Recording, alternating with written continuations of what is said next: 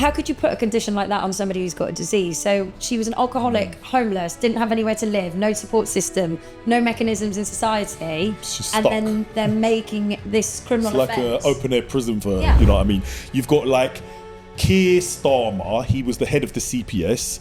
You've got old Charlie boy, he's the king now. You got his brother, Andrew, who got away with not murder, but something probably worse than murder in my eyes. And it's like, this is starting to seem like a sort of ring to me now. This is the media is a big source of information.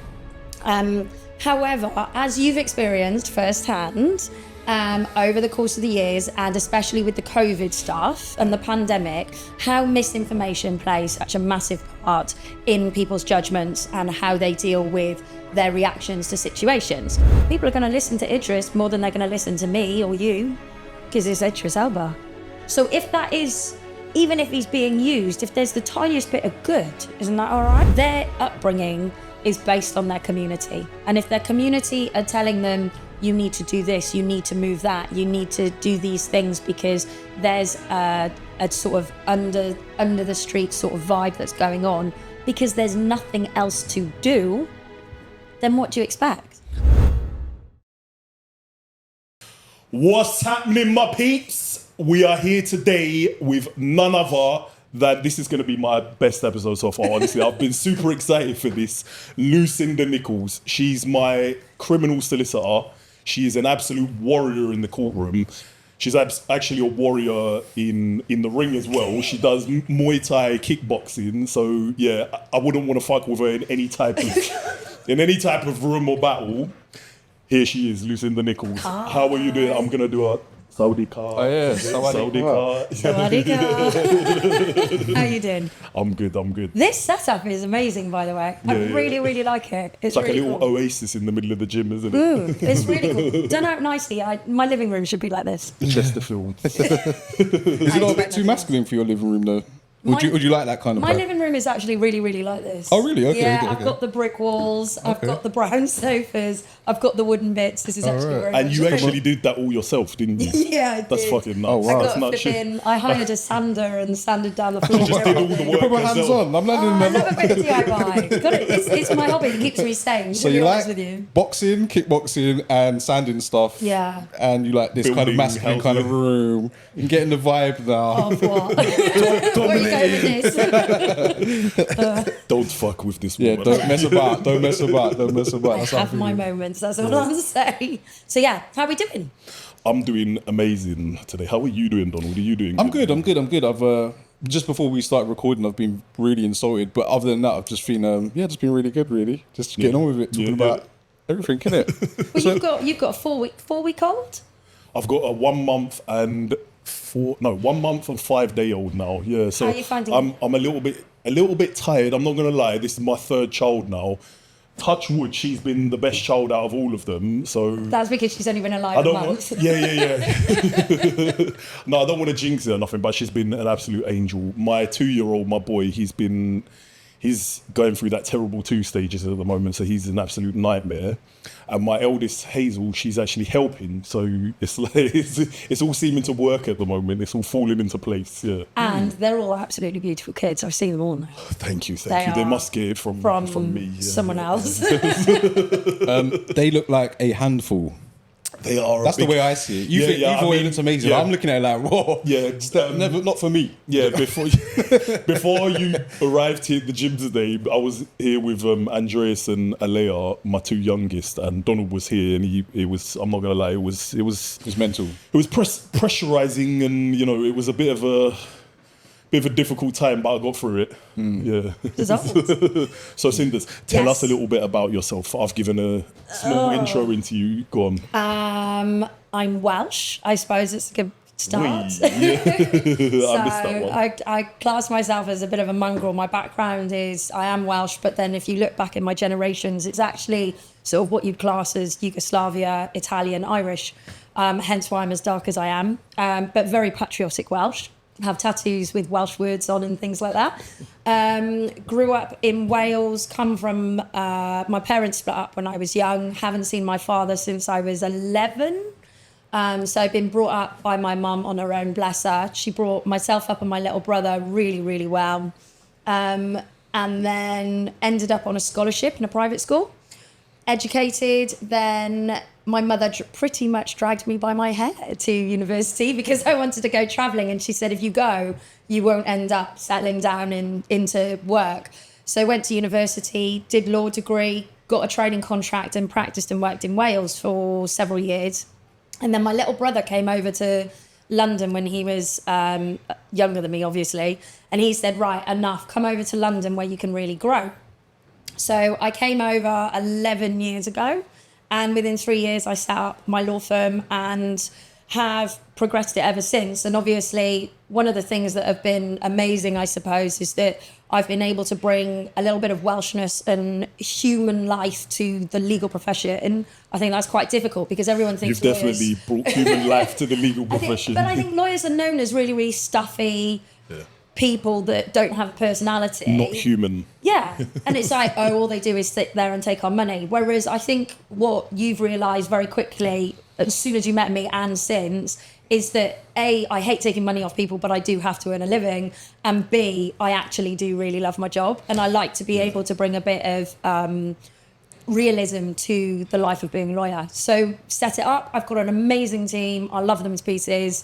There's 6 of us that are full-time that smash it in the office. In the last, 2 years, as a result of all of the COVID work, which I think is what made the firm go national, I became Times Lawyer of the Week, the first, believed to be anyway, the first ever defence solicitor to become Times Lawyer of the Week. It was me, wasn't it? You defended me. It was you and a couple of others, which went national.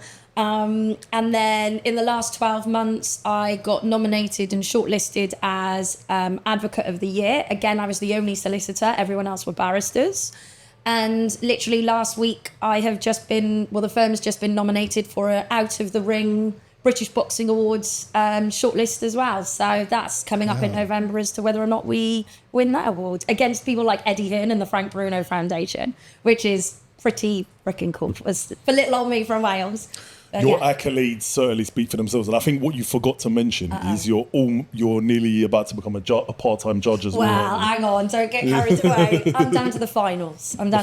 Yeah. So there's a final selection process which will be in the next couple of months, and depending on that, will depend on if I get through to become a part-time judge, because I really don't. I love being a lawyer. I love advocating. I love fighting. When it's David and Goliath, which is what I do all the time, I love fighting for the Davids, because at the end of the day, they're the ones that need the help the most. So I could not give that up. I just think there needs to be a little bit more level-headedness sometimes when it comes to decisions with the judiciary. I don't think I could. You're like, how can I put it? You're definitely a player on the field rather than the umpire. Yeah. Like, I don't think I could see you as like a full-time umpire. How many people are in the finals? Sorry, I wanted to just go back to that last bit. You said there's finals of being a judge. There's something like 10 or 15,000 people that apply. Oh. It's silly numbers. Okay. I reckon it's that many. And they'll choose one judge out of all of them? No, there's about, I think it's 20, maybe 25. Oh, 20. Okay, 25. Okay. Oh, wow. Is that it? Yeah. 25, wow. That's still quite a lot. Yeah, but there's several thousand applications that are made. You've got to go through 3 separate assessments, and then you get to the finals. So there's 4 stages. Okay. So I've managed to get through 3, got 1 left. Okay. So we'll see. Good luck. Well, thank you. Doesn't mean it'll happen, and if it doesn't, that's fine. It's sort of looking at the next stages of how to be able to bring some normality to the criminal justice system and the judiciary, I think, because there needs to be something that, and I think I have that can make things normal a little bit, maybe. If anyone can, you can. Isn't that off an advert or something? I don't know where the hell. I think I just made that up right now. No. You can. I've read that, seen that. Nah, it's an advert. You're right. It's an advert from back for a long time ago. Listen, anyone can. Before I was born. It's like you can, something like that. You can. Yeah, you can. It's you. National Lottery. Remember? That's where it's from. That's where it's from. Yeah. Is it like a circuit judge, or is it? No, Is it a magistrate? It's not a magistrate. It won't even be crime. crime. I'm looking at going into family and civil. Okay. For the judging thing, so completely different to what I do now. Okay. What law do you practice now? Sorry. So I suppose Criminal. Yeah, Criminal law, all defense criminal law. litigation, regulatory stuff, crisis management. We've had people who contact us when the press have contacted them and said, "Oh my God, they're going to print something horrific about me. Can you help?" Yes. Oh, damn. Or we have businesses who are being accused of not complying with trading standards or health and safety regulations. Okay. If there's maybe on a construction site there's a fatality or something serious that happens, we'll go in and defend.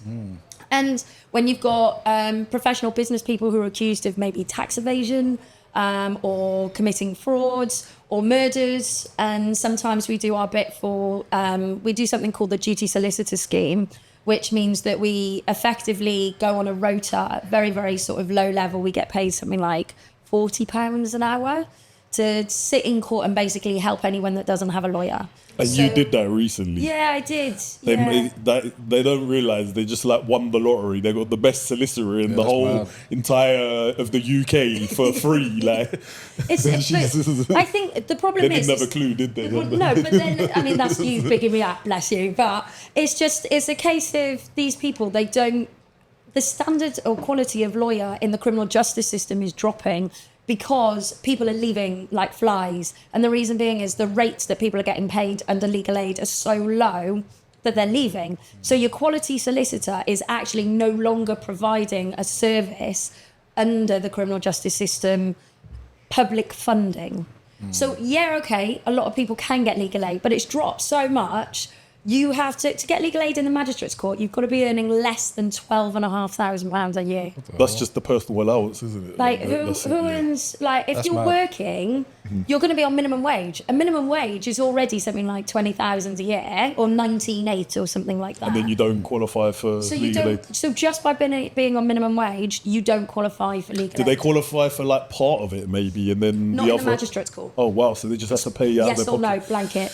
Wow, yeah. And that's significant. And so a lot of these people which fall into that bracket now will just rely on whoever's the duty in court, whoever's the duty solicitor that's there, if they've got a drink driving as an example. So if you get stopped and you've got done for drink driving and you're just over the limit, you don't know whether or not you are guilty of the offence, because you don't know if the procedures were followed correctly. Well, I can check that as a duty solicitor, but most don't, because do you know what? It's just going through the run-of-the-mill motions nowadays.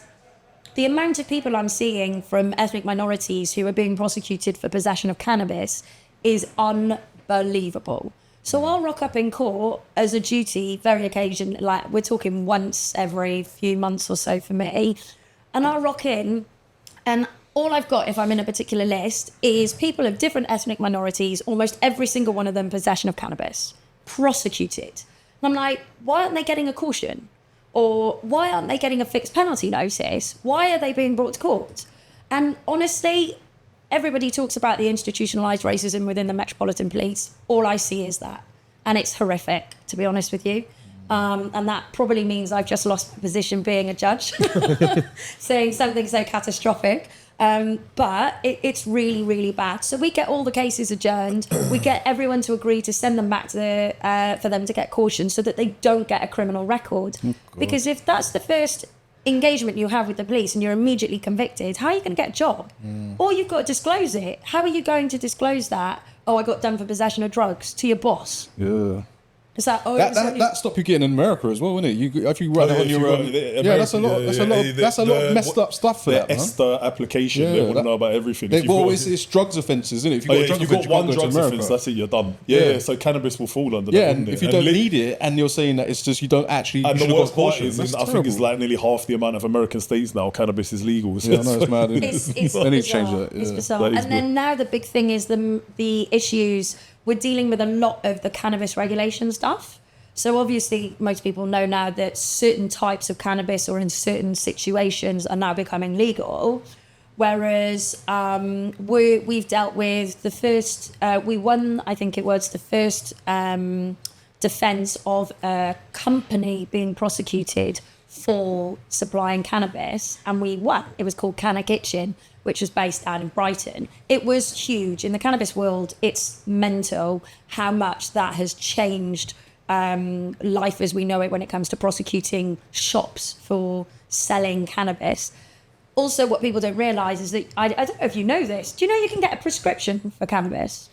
I actually do know that, but I only learned that this year in April, was it? You remember when we, because one of my policies in my mayoral campaign was to basically deprioritise cannabis and use up those police resources on matters something more useful. Exactly, yeah. Yeah, I agree. And then I did an interview with a company, oh God, I've forgotten the name of the company now, but the guy, they can prescribe cannabis. Yeah. And there's something like over 200 and, so I can't remember the exact number, 200 odd thousand people right now who are in need of it, like desperately in need of it, and they don't even know they can get it, but they're just buying it off of, But it's private. Yeah. So you can't actually do it on the NHS. You can only do it as a private prescription. What it was called Leaf. I can't remember. Is it a guy that we did the interview? Yeah, I remember we did the interview. So it's on your Instagram. Yeah, it's on the page. I thought the name of the company was Leaf something. There's a few companies, but his company was like the biggest in the UK. They've been doing it for 20 odd years or something. Yeah. So if you've got a prescription, you can legally have cannabis. And if you get stopped in the street, though, you obviously have to take precautions because the police will just arrest you. We've dealt with individuals who have those prescriptions who've been arrested and the police, CPS, are still prosecuting. And then a lot of the time they don't know the law, do they? Innit? Well, this is the problem. And that's why we were successful on the shop front as well when we won those ones, is because they don't recognise the law for prescribed cannabis. Because when somebody says, no, I've got a prescription, they're like, yeah, mate, handcuffs, let's go. We've taken these matters to the Crown Court and we've got them dropped almost instantly. But my poor client has to go through that rigmarole. Through the motions. And you're on cannabis for a reason. It's probably because you've got severe anxiety, you're struggling, you've got issues that are exacerbated by circumstances Cancer. like that. And this is the thing. And then you end up having to be thrown through the court system with no justification. Terrible. I mean, cannabis has been super demonized, but we'll save that conversation for another.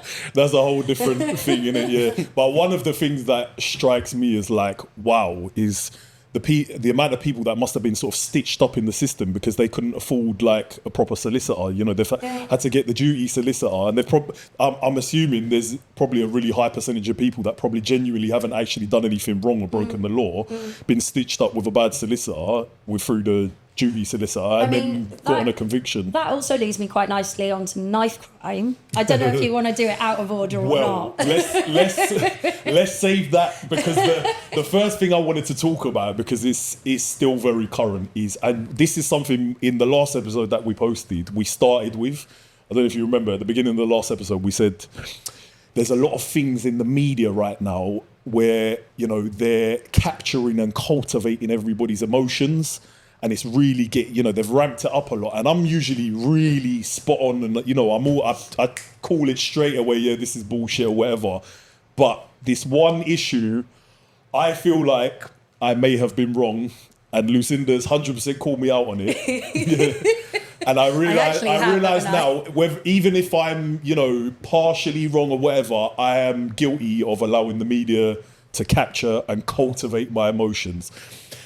And this is going to come as a big shock to everybody listening now, but it is to do with Huw Edwards, the disgraced BBC presenter. So I'm going to let Lucinda go through the actual version of events, what happened.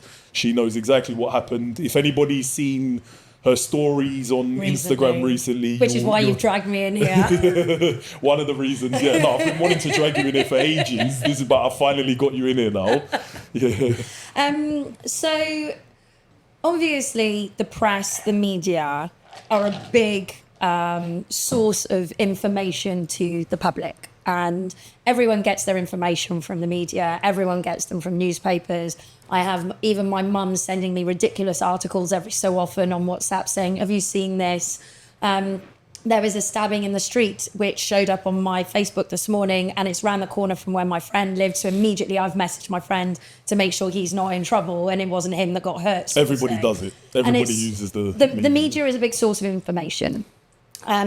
However, as you've experienced firsthand, over the course of the years, and especially with the COVID stuff and the pandemic, how misinformation plays such a massive part in people's judgments and how they deal with their reactions to situations. Huw Edwards and him as a presenter has been a huge outcry by members of the public relating to how dare he have a suspended sentence, he should rot in jail, he should be in prison.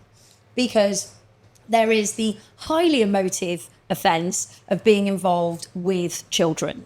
Now, as a parent, you know, it's a very sensitive subject for any parent, and there's, you know, we've got millions of parents out there, so this is probably a very easy one for the media to sort of like twiddle and stir the pot, isn't it? Yeah.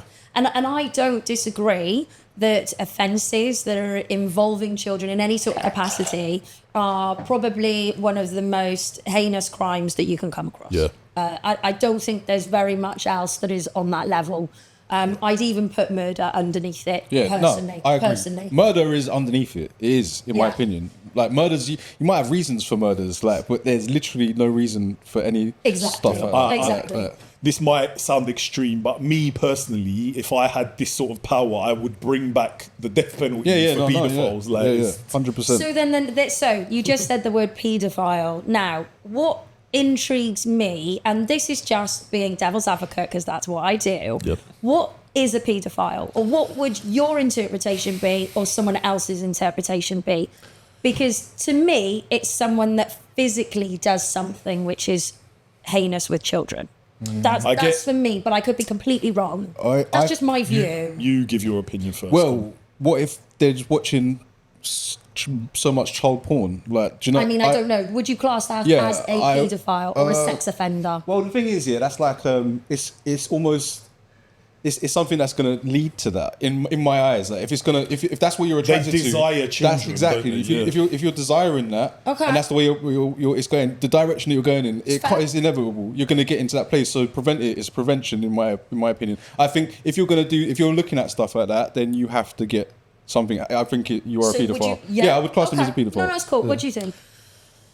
Morally, I would say any adult that is attracted to children, and I know, you know, an adult is someone who's over the age of 18 or 21 or something, so I know the lines blur a little bit if you've got, say, an 18-year-old and a 17-year-old or an 8 or something like that. 15. I know, you know, 15 or something, I know, you know, it gets a bit whatever, but when you have somebody, say, who's in their 30s or even late 20s or whatever, who is attracted to a minor, that is a paedophile. Me, morally, so the attraction, the wanting, any type, the attraction. Just the attraction. Fair morally, enough. that's the way I feel. I know the legal. I mean, it's all. I mean, this is the problem, isn't it? I mean, the term paedophilia and sex offender are used commonly throughout and are sort of swapped and changed all over the place. Yeah. And of course, to be on the sex offenders register, not only are you don't have to just be a child or a child sex offender. You can be a sex offender full stop. And of course, everyone's familiar with the sex offenders wings. I think you've all got common names for what you call a sex offenders wing. I mean, in prison. They're just all protected in there, aren't they? Yeah. But the people that are on those wings even have their own class level almost, as in you've got people who are accused of sexually assaulting adults. You've got people who are in there for serious offences like rape on adults. And you've got offenders who have committed physical acts on children. And you've got offenders who have copious amounts of images on their computers, whether it's child or animal. So that's also animal. That is now a criminal offence, almost seen in the same line as children. Damn. Wow. Yeah. So back in the day, I know what you're going to say. That's not the same, though. Who cares? I'll be like, to one of them, and I'll be like, I'm going to kill you for the other one. Yeah, I don't see how that's in the same category. So it's seen as an image that is so obscene and grossly offensive, it's indecent. What's it called again? Is it annibalism? It's called wrong. It's wrong. It's illegal. It's called bestiality. Oh, that's it, bestiality, innit? Yeah. So obviously, if we talk back in the day, there were pornographic movies that were circulated for laughs and jokes, which involved animals and women and men and whatnot, and that was just considered normal pornography. of some description, like a fetish. Yeah. Whereas now, anything that involves animals is a criminal offence. Oh, serious? Seriously. So back in the day, there was that one with that woman getting hit by the horse. Oh, Remember? yeah, that was getting shared around. Yeah, that was about. So we were going to jail. Wasn't it called Animal Farm? I can't remember. Something We're like getting back that about was a long 15, time, 20 yeah, years that's ago, when maybe. phones were Like, still everyone was just like, what Nokias, the fuck? yeah. There was, it was like literally a fully grown male horse. What's the name for a male horse? A mare? No, that's the female. Mare. It's a mare, isn't it? We don't need to go into what you saw. It was a fully grown Let's just male leave horse it there. and a woman. Let's leave it at that. Yeah, Jesus Christ. But now, so one of the things that I talked about online recently and going into this sort of situation is, I'm guessing being gym goer, you might have a WhatsApp gym group, or they're rugby boys or football boys, anything of that nature. You would have a WhatsApp group or a Telegram group or some sort of group where you're all chatting with each other. Everyone's got groups, innit? Somebody in that group sends you a message or picture, a video. It doesn't matter what it is. Well, it does. But if it's, on one hand, we're talking about children. Let's remove children a second and let's talk about sex with animals. That is a criminal offence, you receiving that message in a WhatsApp group. Wow, really? Yeah. But how Straight do you up. stop that being a criminal offence if you report that message? So there's certain elements behind that, but technically you are still committing a criminal offence. It's whether or not it's in the public interest for them to prosecute you if you reported it. So even if you report that, you've still committed a criminal offence. So the criminal offence is as soon as the data is just transferred to your phone. And it's received. Oh my God. Even though you have no control over that. Wait, do you mean download or receive? Because if it's received and it's not downloaded, is that the same thing? So it's really... This is where it gets Because every media file I have to download manually. So if I saw the image and then I was like, download, then is that the offence or is it that I've got it on my phone? So this takes us nicely to Huw Edwards. They didn't have, because the offence was several years ago, 2020 to 2021, they didn't have his phone. And from my perspective, I think that's completely reasonable because we change our phones all the time. Yeah, every 2 years. And this is a couple of years later that he's been spoken to about this. He is an aftermath because the person so he's in one-on-one contact with an individual. Okay, they've got a little bit of a financial arrangement and they're both adults. And there's a financial arrangement to do with this guy selling a service to Huw Edwards. What was that service, though?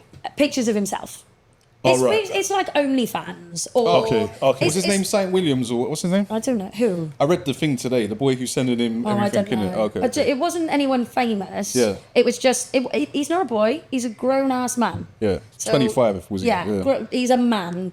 And he has a service. You know when you see what's that feet fetish thing, which you can pay money for people's feet. Everyone puts memes online. I saw it's dodgy. a It's stuff podcast like that. talking about it the other day, but apparently people have got foot accounts and they don't even know it because someone else has made accounts of their feet on this thing and they're making money off of it or whatever. Shit. But it's like the foot version of OnlyFans or something. Yeah, but it's OnlyFans is a business. Yeah. And it's about selling images of yourself as a business and you get paid for it. This lad did the same thing directly with Huw Edwards, but it was on the quiet. There is nothing illegal about that whatsoever. Yeah. I mean, we see that day in, day out. We have lap dancing clubs where people are paying to see women naked. All of that. It may be seedy, it may be sordid, it may not be float your boat, but it is legal. It's not against the law. So there's nothing there that he's done wrong. So he was paying that man for just images or videos of that man. That is my So understanding. he's gay? Huh? He's gay? I mean, his sexuality he just does stuff. It's irrelevant anyway. It's irrelevant. I don't really know. I assume so. He's just into stuff. Or bisexual, because he's been married to a lady, I think. Maybe he's bisexual. Yeah, I don't know. it didn't really matter, did it? It don't Yeah, matter. go on, yeah, He's go on. paying that person for images of that person. That's Yeah. what you understand. Yeah. And then that person is arrested for unrelated offences. And during that investigation, they go through that person's phone. And in that person's phone, they see that he's been having a direct WhatsApp conversation with Huw Edwards. And then they look at the messages that he has sent Huw Edwards, and they are, or some of them, only 40. Now, this sounds like I'm justifying it. I'm not. 41 images were of people under the age of 16. there were, from what I understand, several thousand images and videos that were sent from the one guy to Huw Edwards. And of the thousands that were sent, 41 of them were of people under the age of 16. Now, they looked at this man's WhatsApps and saw that these had been sent to him and were blue ticked. That was enough for Huw Edwards to be prosecuted. That's kind of mad. So and this is what's also been confirmed, images were sent twice to him, which included the young people. Huw Edwards didn't respond. He just did nothing. He left it. And then there was a message from this man several weeks later saying, are these images too young or something? And he replies, yes, I don't want, something along the lines of, yes, I don't want any young. So not only did he refuse to acknowledge what has been sent to him, we don't even know if he's actually viewed it. All you know is there's that blue tick. And then you've got him several weeks later confirming, I do not want young pictures. And yet, when you look at the media and what they've said about him, is that okay? I mean, does that change your view at all? Another point that's very relevant, which you told me before, is the police went through all his devices in thorough detail, not just his phone, they went through his laptop, they went through everything, didn't they? So this is the thing, I don't know that for certain, but no... They would do in a case like this. And I've got several decades of experience, just under several decades of experience, aging myself already. The police will go in and take every single digital device, everything. They'll do like a Section 18 search of your house and take all your shit. They'd even take your internet router. They would take the lot. And they will go through absolutely everything. They would take PlayStations, they'll take iPads, computers, hard drives, CDs, which they are US or downloads, USB drives, everything. They will clear the house out. And if there was anything, we'd know about it. The fact that there isn't, to me, screams volume. Yeah, that's mad. If you had a proper pedo into child porn, even if they haven't actually, assaulted a child before, if they just like, online porn, you'd find something on one of the other devices. And I dealt with individuals that fall within that category. It'd probably be littered all over their devices. You'd find it in the search histories. I'm sure they would have searched and it goes in deleted folders as well. So if it's actually on your laptop, they can access your deleted folders on your laptop. Even though it's not on your desktop, they can get into your hard drive and find you know, while reading that article about him, or reading several articles, I did get that. I don't know why it popped in my head, but I just got the impression that he just liked this boy. Fair enough, like, all the headlines are proper, like, he's a paedophile, this, that, blah, blah. But I don't know, it seemed like the interaction seemed like he just liked that boy. Like, I don't know where... But this is what I was saying about them. Now you're saying this year, that he sent several thousand images, and 41 of them. That sounds like the boys getting files and just forwarding them and trying to get paid for them or whatever. Like, and maybe something got slipped in by accident. It could possibly. Well, the boy does say in his message, doesn't he? At least too young. At least too young. And the thing is, that admission by Huw Edwards demonstrates that he must have seen something. Oh, okay. And that is enough for the police to be able to justify a prosecution. As to whether or not I agree that they should have prosecuted, I sit on the fence with that personally.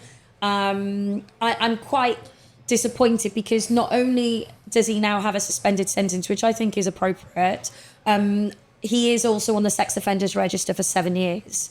And what that means, he's written off his career's fucking. Yeah. And people are saying, oh, he's still got this massive pension. I mean, to be fair to him, he has worked his backside off for several decades and was the face of the UK on the news for a long, long time.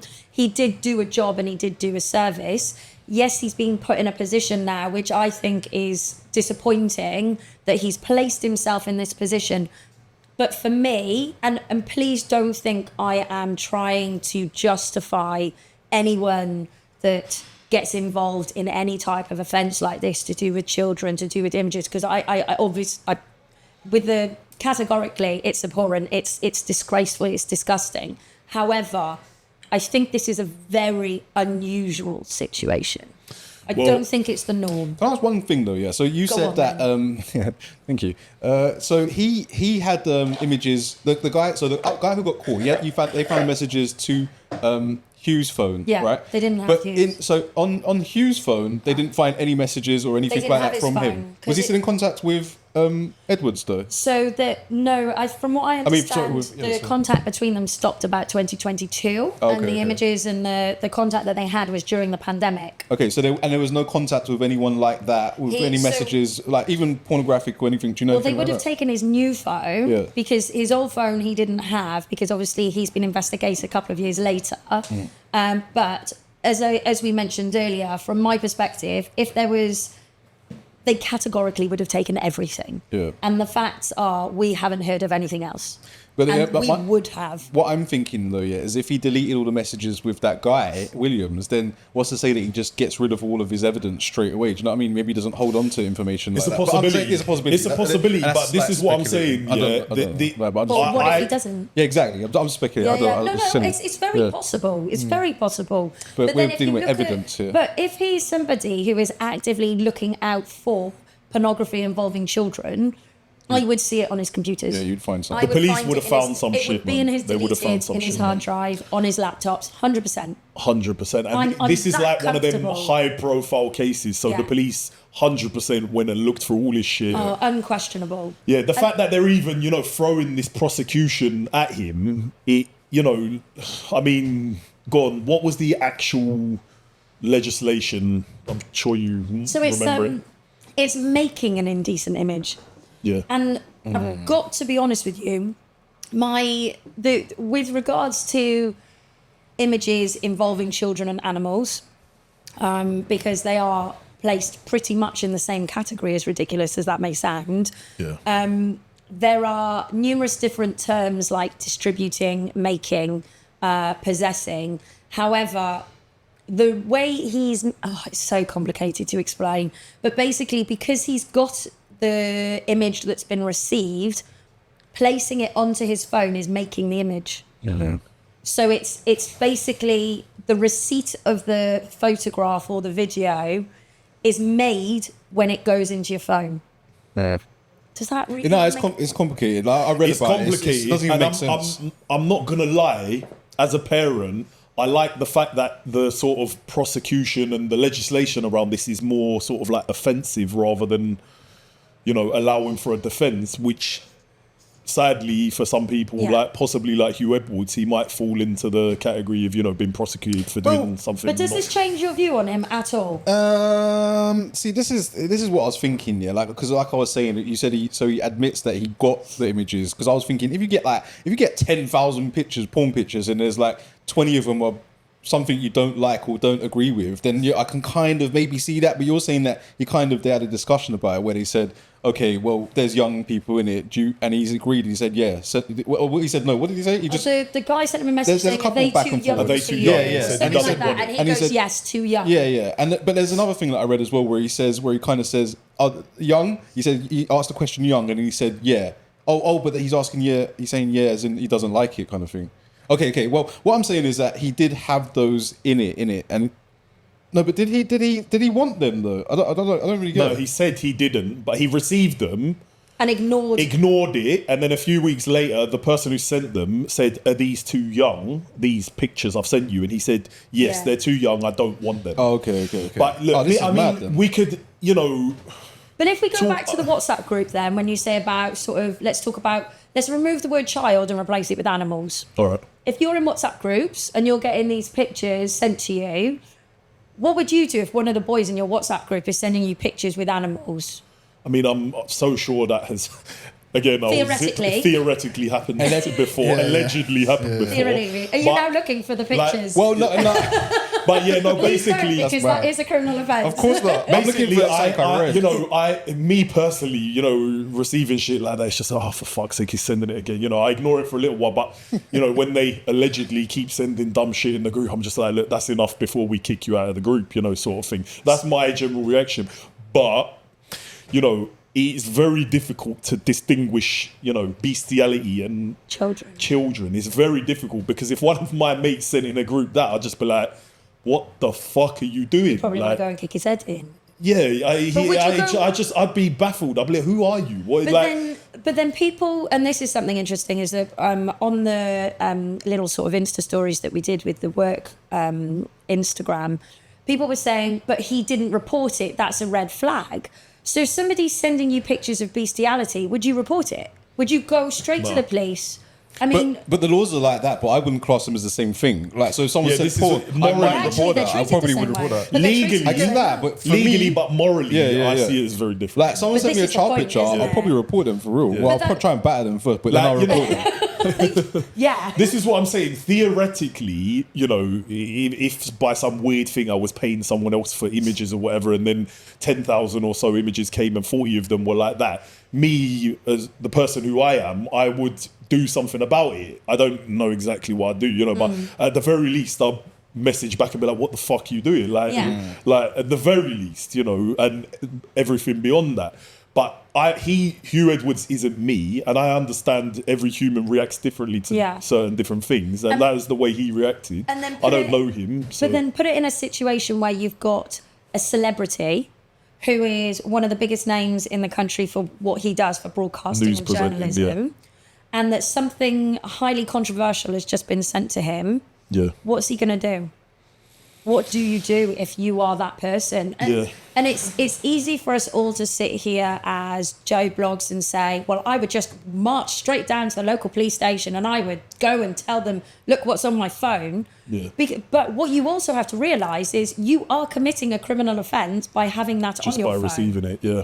So then what do? You're effectively incriminating yourself by going to the police. And it's one of those horrific catch-22 situations where you really don't know how to play it unless but you're I don't in it. think, I mean, I genuinely don't think he would have known that when he received them. Of course not. I don't think anyone knows that law. Like, you've made me aware of that. Yeah. Like, I don't think, I'd say 99.9% of people don't know that law, innit? Like, so. But then now that takes us to what the media have done and how they have portrayed Huw in the As a light paedophile. that they have. Well, it's just that I read Is a he a few articles. paedophile? Is he now a paedophile? This is what I'm saying. I fully admit, like what I said at the very beginning of this topic here, I fully admit I have fallen victim to the media capturing and cultivating my emotions, which With is the something headlines.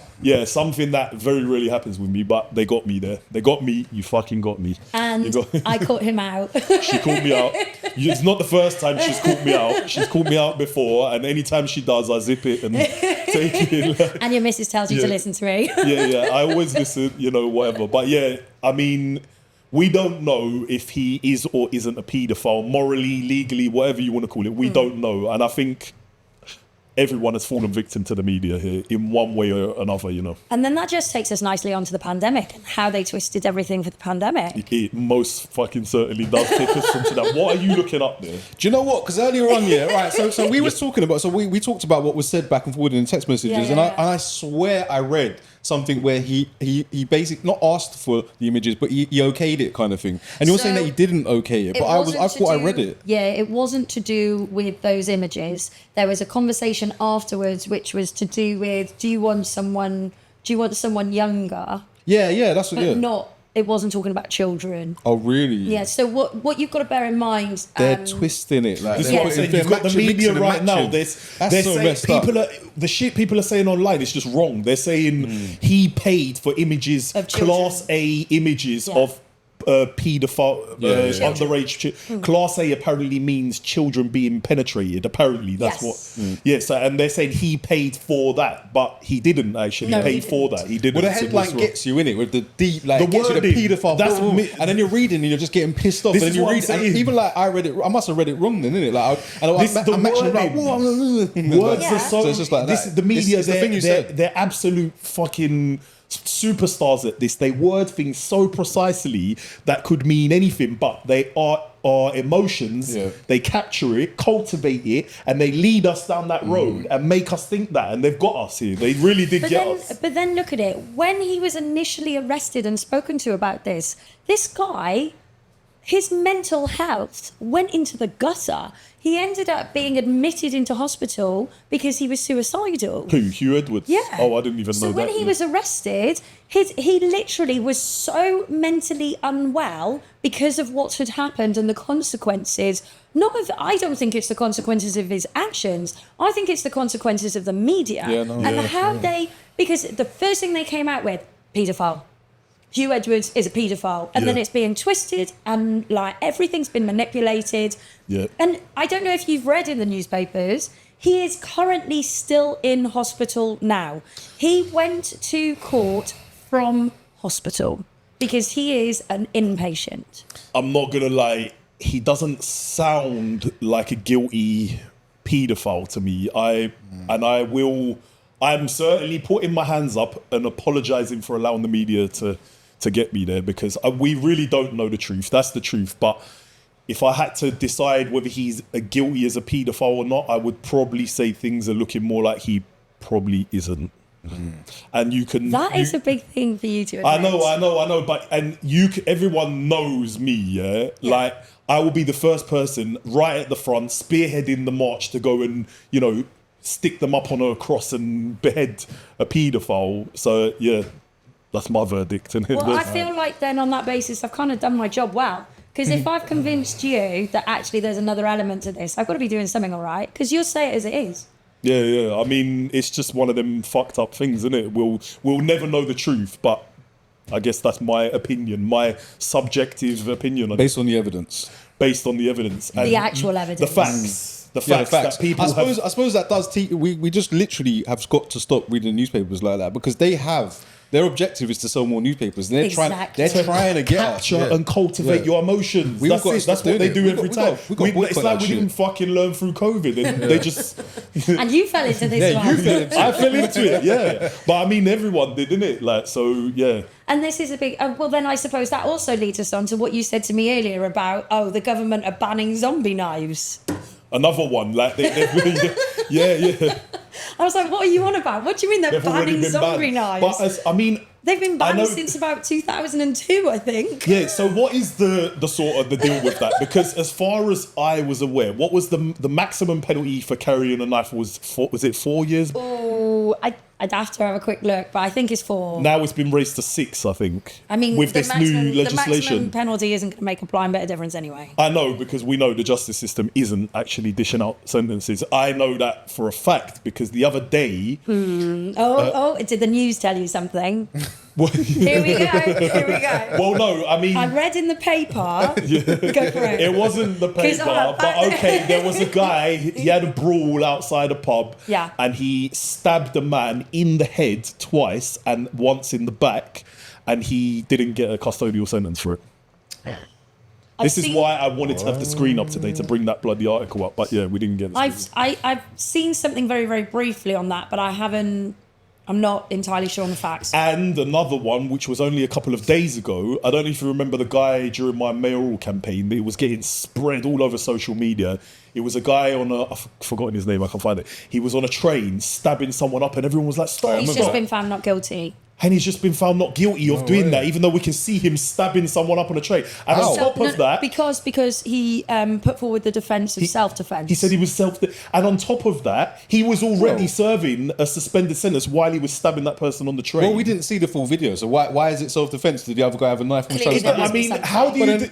I don't know, bro, but it sounded mad to me. It sounded mad. You got to look at it like we're looking at like a part of the video. Like we're not seeing the whole thing. So imagine someone's coming to stab you with a knife. Are you going to try and stab him with the knife? But the facts are, while he was stabbing that person on the train, he was serving a 6-month suspended sentence for carrying around a machete. So, I've got major issues with knife crime and young people. Significantly so, because I think the way that the Met Police are handling it is completely wrong.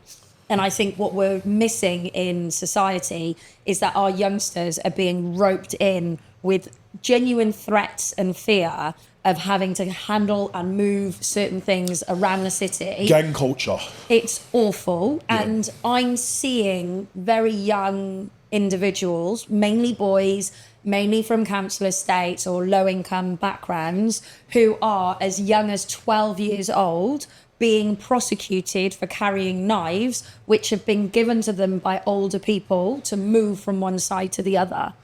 I've also dealt with a young person who was 13 years old with £2,000 worth of drugs, of heroin, that was in a very, very small package, and they were trying to prosecute him because he was moving it at 6 a.m. in the morning. And my response to that was, what do you think a 13-year-old is doing with £2,000 worth of heroin at 6 a.m. It's not for him. Clearly, he's not benefiting from that. Someone has genuinely threatened that kid, so much so that he's got up in the wee hours of the morning to move it somewhere where he's been told to move it. Maybe not a threat, could have been an incentive of some type. But what the fuck does a 12-year-old... horrific 13-year-old. Yeah, 13-year-old don't know his left ball from his right. I've got kids who are 14, 15 being literally picked off by their friends in local areas saying, get on that train, go see my mate down there. And they go down, see their mate, which will be, say, Brighton, Surrey, anywhere out just outside, even Portsmouth, that sort of direction. And then they go, right, you're staying in this house until you move this.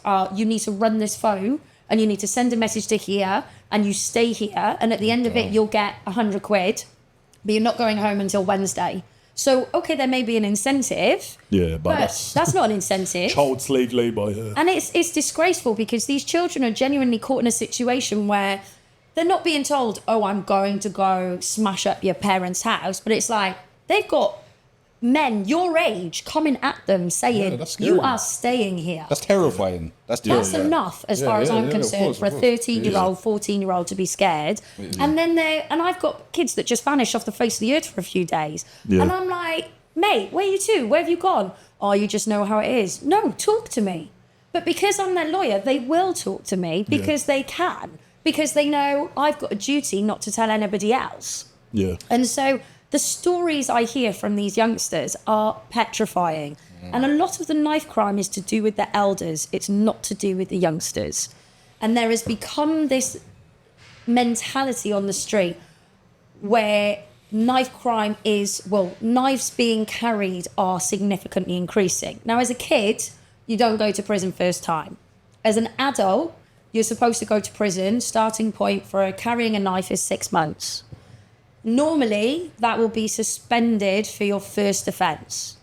If you get done twice for possession of a knife, you must go to prison for a minimum of 6 months unless there is an extenuating circumstance. And that has to be said in open court in front of everybody what that extenuating circumstance is. So there is an increase in punishment now with regards to knives. Now, that's not just machetes or these big swords or anything like that. That's a little knife. And what people don't know is that a lot of the pocket knives that you have are actually illegal now. So any type of knife, yeah. Anything over 3 inches. If the blade is over 3 inches, it's an offence. That's been forever though, right? Yeah, that's forever. Yeah. And also if it locks. So if you've got a knife that locks open, immediately that's actually classed as an offensive weapon rather than a knife as well. And that's where things get complicated. They've also brought in a law now that says if you have a knife like a machete or a sword or anything in your house, that is now a criminal offence as well. So is that what this zombie knife ban is then? No, a zombie knife has always been over 3 inches. No, but in your house. In your house, so that's been enforced for ages. So you can't have like a display. I think that's been enforced since 2022, where you can't have a display. So if you've got a machete in your house now, a samurai sword or something, that is a criminal offence. Oh shit. I don't have any. What about if you owned it before 2022? Still a criminal offence? Still a criminal offence. Okay. What if you got a lock knife in your house and it's over 3 inches in your house? Is that Yeah, but it's not massive or nothing like that. So they've now got possession of a knife in a private place, whereas the offence is possession of a knife in a public place. There is the alternative. The private place, i.e. your home, the sentencing punishment is lower. It's still a criminal offence. That's a bit weird though, because you need knives in your house for cooking and if you're hunting and shit. But I think the reason being behind it is to stop people taking them out in the street. All right. But how would the police, I don't know, say they were like, right, we think you're keeping a illegal knife in your house. They come in your house, they technically can just say, right here, this kitchen knife is... What tends to happen is somebody might get arrested for something else, or there may be, let's say there's a financial crime or something, they go and arrest you. If they arrest you at your house, they can use something called Section 32, which means that they can search the area where you've been arrested, which includes your property. So if they go in and there's, say, a machete there, they'll be like, oh, we'll arrest you for possession of a machete in private. Anything over 3 inches is a legal knife. So, I've got kitchen knives. Yeah, so your kitchen, you've got a reasonable excuse because it's a kitchen knife in your kitchen. But for the purposes of having a machete or a sword on the wall, that is now technically a criminal offence. Yeah. Wow. So there's things like that you just don't realise where they are bringing in all these laws. So you said to me earlier, let's talk about this zombie knife ban. But that go on. I think it's the 24th of September. All I know is that right now there's some sort of amnesty. You can go and hand it in, and they're actually paying people to hand in knives right now until the 24th of September, and then after that, you're getting convicted. It's still illegal. It's still illegal. So it's always been this illegal. whole thing is just like some sort of social media campaign. Yeah, maybe it is that, because I mean, Idris Elba has recently been in that number 10, hasn't he? So was Farron. He was doing him and Farron Paul. And they went in and they were. Oh, is he the lad that's? That was here. He was sitting in that chair not that long ago. Is he the one that also got stopped? So there was I don't know if he was. Oh right, he had a he won some case recently. Yeah, he won some case recently for getting stopped or whatever. There's something to do with that because he was trying to help with the knife crime, and then they went at him for it. Yeah, they roughed him up a bit. And he got a payout. Yeah. Oh, good stuff. Yeah. So that all of that is going on at the moment about knife crime. For me, it's all about rehabilitation. It's all about bringing communities back together. We've lost town halls. We've lost community centres. We've lost sort of grassroots entertainment and activities in local communities. And I think that is a big problem. When I was growing up, when I started my boxing, I was going to the local community centre, and the guy that was teaching me was a ex-Welsh champion boxer, and he was providing boxing for £2 a lesson or something, provided to the community. I drove past there the other day when I was back home, and it's now a block of flats, and there is nothing that's replaced it. So if community centres and community vibes like that are all going, where are the youth of today going to go? And then that goes back to the boxing side of things. What you find, most young men in the boxing industry have some sort of past. If you look at Anthony Joshua, he's been arrested, he's been convicted. If you look at the youngsters of today that are going through the system in the boxing professional world, most of them have been arrested. Now, where do they get into boxing? Grassroots, community, local centres. And the fact that the communities and the councils are stopping that from happening and are now removing that community vibe and replacing it with alternatives for financial gain means that these problems, as far as I'm concerned, are going to carry on happening. It definitely doesn't help, that's for sure. Yeah, and I think education is key. Yeah. You don't have people going in and telling youngsters, did you know that if you get stopped with a knife that you're looking at potentially 3 months minimum in prison because you're a kid? Yeah. Or do you know that you're going to end up on a tag for 6 months? Children don't know this because, let's be honest, if you're under the age of 18, you are still a child. You can't vote, you can't make a decision in society. And as much as people may go, oh, well, that doesn't mean anything, most people like you don't vote. I have voted one time for myself. but at the same time, these people are their upbringing is based on their community. And if their community are telling them, you need to do this, you need to move that, you need to do these things because there's a sort of under the street sort of vibe that's going on, because there's nothing else to do, then what do you expect? 100%. Well, as you know, this was like one of my sort of unique selling points of my mayoral campaign, innit? And it was really my sort of view was it always needed to be a multifaceted approach. Like, we're not going to solve knife crime with just doing one thing like ramping up stop and search or opening more community centres. We need to just basically do everything to get it under control. And one of the biggest things for me was that the Justice Department doesn't seem to be convicting when people are actually doing wrong, whether it's stabbing someone or whatever. And like that issue I just told you with the guy on the train, that's like a key example for me, where at the same time we've got, people getting sent to prison for, I don't know, kicking a riot shield at a protest or, posting a meme online or something, but then letting him walk free because he said it was self-defense. I don't know the full facts of what happened, but it just doesn't sort of really add up to me at the moment. When you talk about the social media things, putting memes up, I think that's probably, again, social media downplaying actually what it is. The people that are going to prison for posting things online are people that are inciting violence. Yeah. They're encouraging groups of individuals to either go to a particular location and hurt people, or go to protests and kick off and cause riots. So there's things that they are ending up going to prison for themselves are actually on the basis that they are encouraging others to commit criminal offences. And I think that's what's really important there.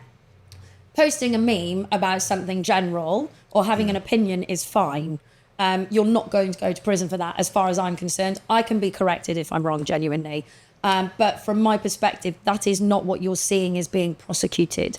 What is, and I've read a couple of articles recently, are people that are saying, go to this particular mosque, go to this particular location, go to these particular people. We're assuming it's the people that are actually in the riots, when it's probably people that are not actually. It's people that are inciting. Well, they're probably violence and both, stuff like outside. Probably both, well, probably not. That's what you're saying. Isn't it? It's probably not the people that are actually in the riots. Maybe it's not the lady that kicks the riot shield. She's probably not going to jail. She's probably not letting out. She got. I think it was a 2-year sentence or something for kicking a riot shield at a protest. What do you say about that? Definitely going to be more. I'd need to read it. There's probably more to the story, but There's definitely gonna be I more can to the tell you story. now. I'll put my hands up. I've done far worse than that at protests. Yeah, but No, you haven't. Okay, allegedly. yeah, allegedly, bro, allegedly. Okay, but she's probably got a past, and she's probably got stuff that she's maybe I think inciting. there's more to it. Okay, it's not just going to be kicking the thing. I know there was a woman that recently has gone to prison because she put a post up saying that the bloke that did the stabbings of the children in Southport, which is where this is all kicked off, she put a post up saying the guy is Muslim and created this mentality that it was to do with this guy being Muslim. And she got a prison sentence for Yes. that. See, How long? I don't know, but I'm pretty certain she went to prison. And the reason being is she is inciting hatred towards a group of people that were that was completely wrong. Yeah. The lad that did those stabbings was Christian. He was not Muslim. He was actually brought up in Cardiff, which is where I'm from, and he was brought up there up until the age of 8, and then he moved up north with his family, because I did some proper reading up on this, and he comes from a very God-fearing family where both of his parents are very much churchgoers. So you can't say he's Muslim, because there is nothing to say he was other than the colour of his skin. And that is what's so unfortunate about the society we live in, is that all of those riots, which started putting hatred and violence towards the Muslim faith, were completely unjustified. a lot of it was the media was to blame. Was partly to blame anyway. But they were. even though this woman has said some horrible shit and incited violence towards a demographic of people, to people who are Muslim, do you feel she deserved to go to prison for saying something incorrect? Because on one hand, she is inciting hatred towards a group, but she's just probably repeating some shit she's heard online. Do you feel she deserved prison for that? Because she's just literally just mouthed off online and said some racist, so not racist, but I think that it's really complicated, I suppose, because what you've got to look at the effects of what she's done. The effects of what she's done is she has caused significant numbers of people to genuinely think that a particular faith are evil and vile people that have done something that relates to the stabbings of young children. And again, children, it's emotive. And I think what she's done is actually quite vile. I think it's definitely vile. But encouraging anyone to hurt anyone, I think, is wrong. But she did. And it Did she is necessarily wrong in do law. that? Didn't she just say? Did he's she Muslim? say Did she say go and hurt Muslim people? hurt Muslims? I don't know the exact. This is what I'm saying, terminology. because we could say the same thing about Elon Musk. He's incited hatred or some sort of emotions towards a certain demographic. He's been tweeting away shit like that. But it's like we're now crossing a very sort of wavy grey area where law meets morality and this and that, and it's just very odd to me. I don't know exactly what was said, other than for her to be prosecuted, it would be inciting violence or inciting hatred, which are criminal offences. And if you are encouraging anyone to hate or commit a criminal offence of assault on another group of people, it's crime. Dude? That is funny though. Yeah, I spilled my drink. I'm gonna beat that because I had to keep looking at you. I had to keep looking at you and not make it make that. I watched the whole thing. It was hilarious. I don't know how it happened, sorry about but it happened. Yeah, but I just from my perspective, I just really think that causing hate and violence on anyone, everyone is entitled to an opinion. I do not knock that at all. And some people have controversial opinions, that's fine. But it doesn't mean that you need to imprint that on other people to the extent that they're going to hurt or feel hate towards. But did a she? group Though? of That's the point. This is what I'm saying. So I can sit here and say, I literally wanna okay, Google it he's and check, Muslim, but I'm yeah, not going or I to. can sit there and go, he's Muslim, let's get him. Like if I just point I out think it was something, something like the latter. did he do that? It would have to be. It would have to be. Yep. Because just saying somebody is a particular faith, even though it's wrong, there must have been something more to it. Yeah. But I think what they did was they saw his name because the judge released his name. And that's when everything changed because They he was realised it's 17. not a Muslim I think name. it was 3 or 4. No, that's when it kicked off. Yeah, exactly. Wasn't Yeah. it before that though? No, because they waited. It was a good week or two before the judge. it was the the riots same day. start, but the riots started before his name was released though. The day he got charged. It was happening through when his name got released. It still happened. There was like No, 2 it more days carried of on. it. You're right, but I remember the riots definitely started So before his name got released. Okay. And that's and then a lot of stuff online on social media. They were like, saying the media's partly to blame for just not. And letting Tommy- everyone- not letting Tommy everyone. Robinson said so as well. And so Not Andrew letting Tate, everyone know. Andrew Tate's admitted that he said it was a Muslim guy, and Tommy Robinson both. Yeah, said, they all so fell they- victim to the stupid. I mean, they always mouth off online anyway. I don't take them as like serious people. Honestly, like Tommy Robinson's another. Oh, moving it. Tommy Yeah. Robinson's another funny one. I mean, he's sat in a. He's left the country.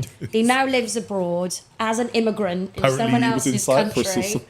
Yeah, and he lives over there, somewhere else, There's an and then says, "Get all the immigrants out of the UK." And it's While like, he's an immigrant. Well, he's an immigrant in another country. It's like, come on. Where is he? He's in Spain. No, I think he was in Cyprus He was or on something. holiday at the time. But they call them No, but he's expatriates or Liverpool now or something. something, isn't Expats, he? innit? Expats, yeah. But then someone explained to me that expats take money into the country and not taking money Well, out they of the usually country. invest. Immigrants. They'll buy a property Yeah. there and retire there. Yeah, so that's There's plenty that's of them in the difference. Cyprus. They're taking their retirements over there and stuff like that. So it's a little bit different, but yeah, that's mad. Yeah. It's mad that he's basically Yeah, but an this is immigrant. what I'm saying. People like Tommy Robinson, Andrew Tate, they're literally just. What was it? I reckon, Andrew Tate. Would hate me. I think he actually does. Is that right? I reckon. I think he actually get along with does hate. So he said skydivers are dweebs. He said bodybuilders are fucking pussies. Nice. That's his quote. I haven't even met him, and I already want to. Women need to be in the kitchen. I can't cook. But anyway, no, I swear, I think the guy must he sniffs it all lying in the corner. And he's like, quick, record me. I've got something to say now.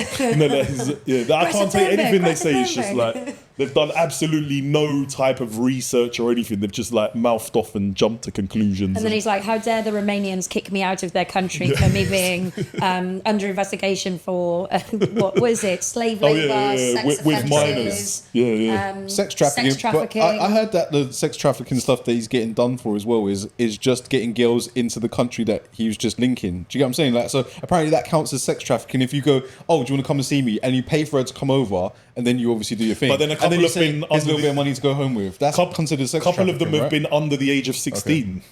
And we're talking Couple of them. Romania. That's a bit of a... Well, that's why he's recently been arrested because they found allegedly or whatever. Yeah. But yeah, I am not sticking up for Andrew Tate in any shape, way, or No, form. no, I no. like But it. it's We're like talking why? about media, aren't we? Again, we're talking about what's Yeah, being exactly. put out in, How we ever in the gonna read? Yeah. We don't media know what's options. happened, but like the reaction towards him for that doesn't seem to be the same towards Huw Edwards, isn't it?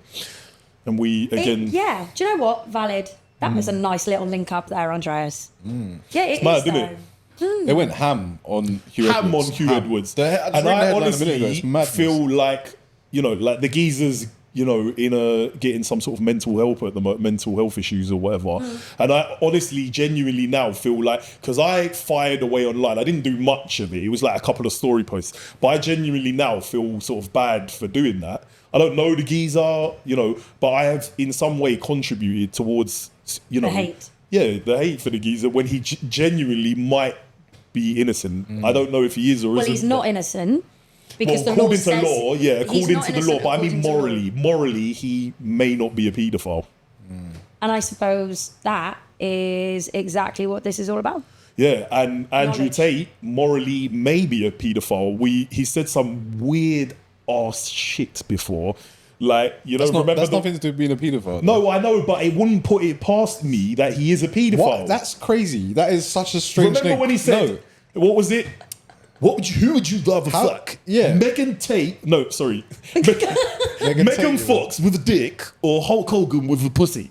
And he's Yeah. like, of course you'll fuck Megan Fox with a dick. No, I'm no, like, no. No, but the I point wouldn't. is that he was trying to say- thank you. Have you not seen that one? They're both just as He bad as each genu- other because I'm one sorry. of them looks like a man and one of them is a man, yeah? Yeah. And it's like they're both not heterosexual, in my opinion, yeah? Because like that's mad. But he chose one. Yeah, is okay, the point. okay, I but would just how say are no you thanks. saying I'm that? good. That's nothing to do with being a paedophile. Yes, That's not, it's you not link that anything. to. I'm not that's making a link, but I'm letting you know he's a very weird little He man. was drunk in that video. It was it was more like banter, and it blew up. I mean, like. he actually spoke about it on another occasion, yeah, and then this time went to verify. Because it. people like So it you were doesn't reacting matter. to it like that. That's why he's I'm doing not it. reacting, yeah. People send this shit to me. I'm just like, what the fuck Yeah, is exactly, this guy on? exactly. Can I just ask, is that in your WhatsApp groups? It was in a WhatsApp group. But yeah, he would rather this geezer careful. would rather have sexual intercourse with Megan Fox, who is a man, with a dick, than It's a hypothetical situation, and no, it was banter.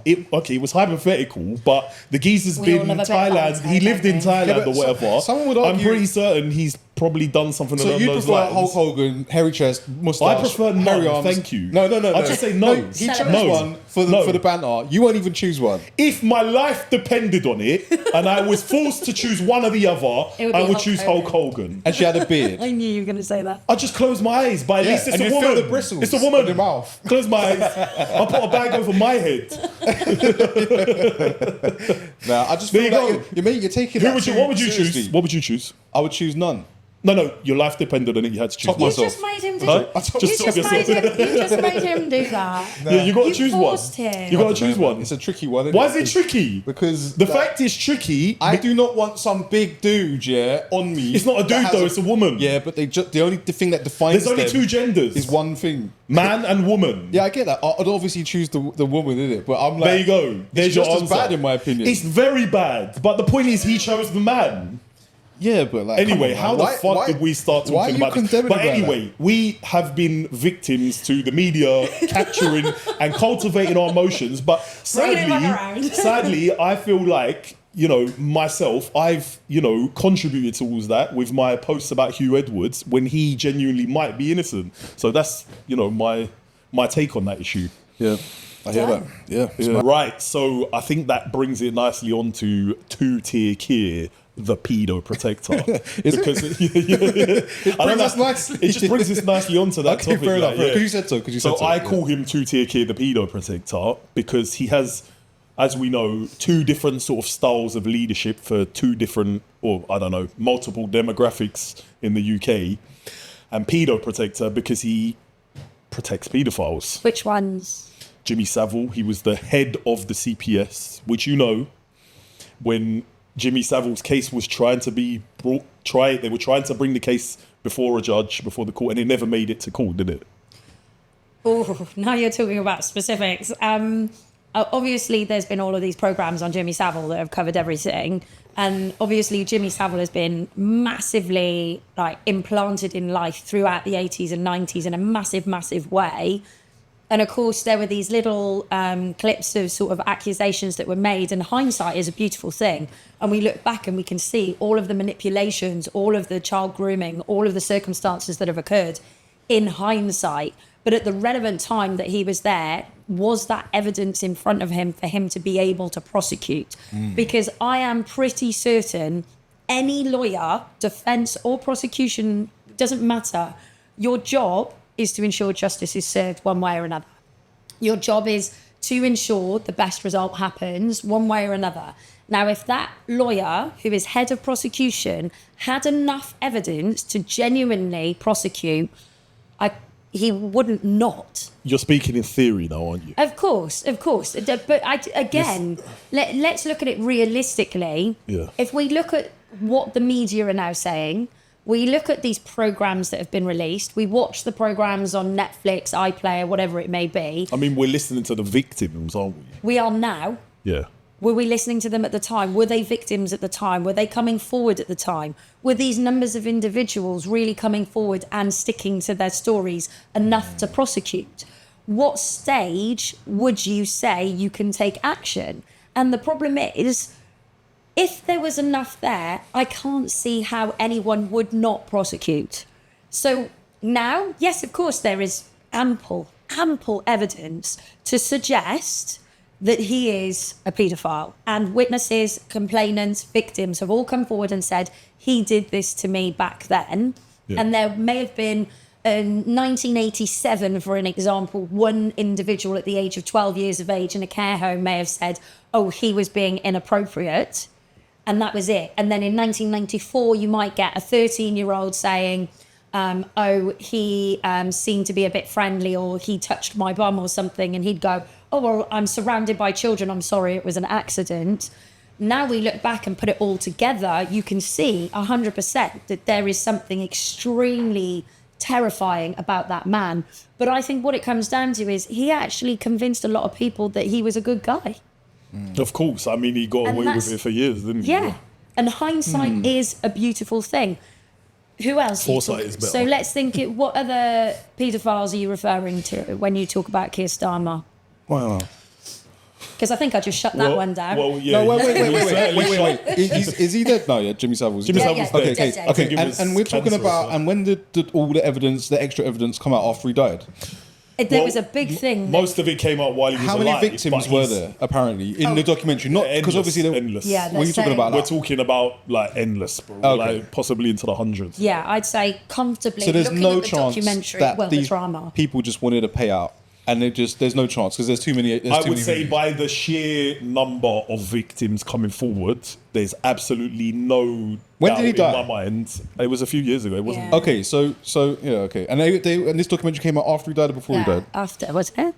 I don't even know when the documentary came out, but it's just like the victims just seem to be like coming forward. Do you know why I say this? Because I think about Michael Jackson. Yeah, this is what comes to my mind. Yeah, and the way that looks to me, yeah, is that Michael Jackson weren't a diddler. I'm sorry, I didn't mean to say that. He wasn't a diddler. Yeah, they call it. He wasn't a paedophile. Did you watch? I did. Did you watch both of the documentaries? And this is the same thing that you're talking about. What's the thing that you say about the newspaper creating? Yeah. That's what they were doing. They were saying proper horrible things, and they were making you angry. But it wasn't. If you watch those documentaries, you got the actual victims. Yeah, telling hold on, you victims. Yeah, or people that have been be like look. Listen to me, yeah. You're with Michael Jackson all your life, yeah. You end up broke, yeah. You ain't got no dough. A producer comes up to you and says, "Listen, do you want some money? Like, we'll give you 500 something. We'll give you a big amount of money. You be in this documentary. You just got to go through with what might have happened, kind of thing. You might say, oh well, he's dead, and I don't speak to the family. I don't care. You might say, yeah. There's two people apparently that he done all this stuff to. If he done all this stuff to two people, he's going to definitely have done it to more people. More people would have gone forward. And yeah, he did say he went guilty when that thing happened, but apparently that boy is saying that he didn't do anything in the end and that he just wanted to pay out. His parents pressured him to do it. And I'm saying this like this, and I'm just wondering how you can like compare the Jimmy Savile thing. If Jimmy Savile thing's got like 100 victims, we can't compare it to Michael Jackson. Okay, I honestly couldn't compare Jimmy Savile to Michael Jackson. I don't think there's anyone you can really compare Jimmy Savile to. Jimmy Savile was like, he's the most prolific, horrific. Awful. Why horrific though? What happened there? Because of the way he did numbers, things. man. Okay, so he was supposed to be he was supposed to be a sort of trusted person. And he was all about charity and he was on the children's show. Yeah. He was putting himself in the public eye, doing things to help society, whilst utilising that for his sexual gratification on children. Damn. Like it's pretty vile what has now come out as a result. At the same time, he was the best friend of the now king of this country.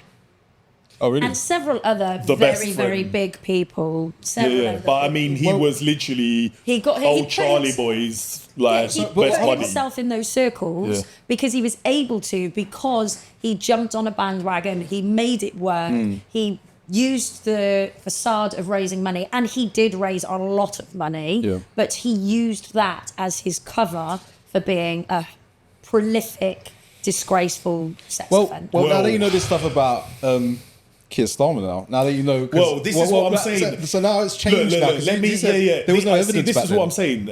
The media definitely are experts in capturing and cultivating and, manipulating your emotions. But this is one thing I think they might have maybe steered clear of, if you know what I mean.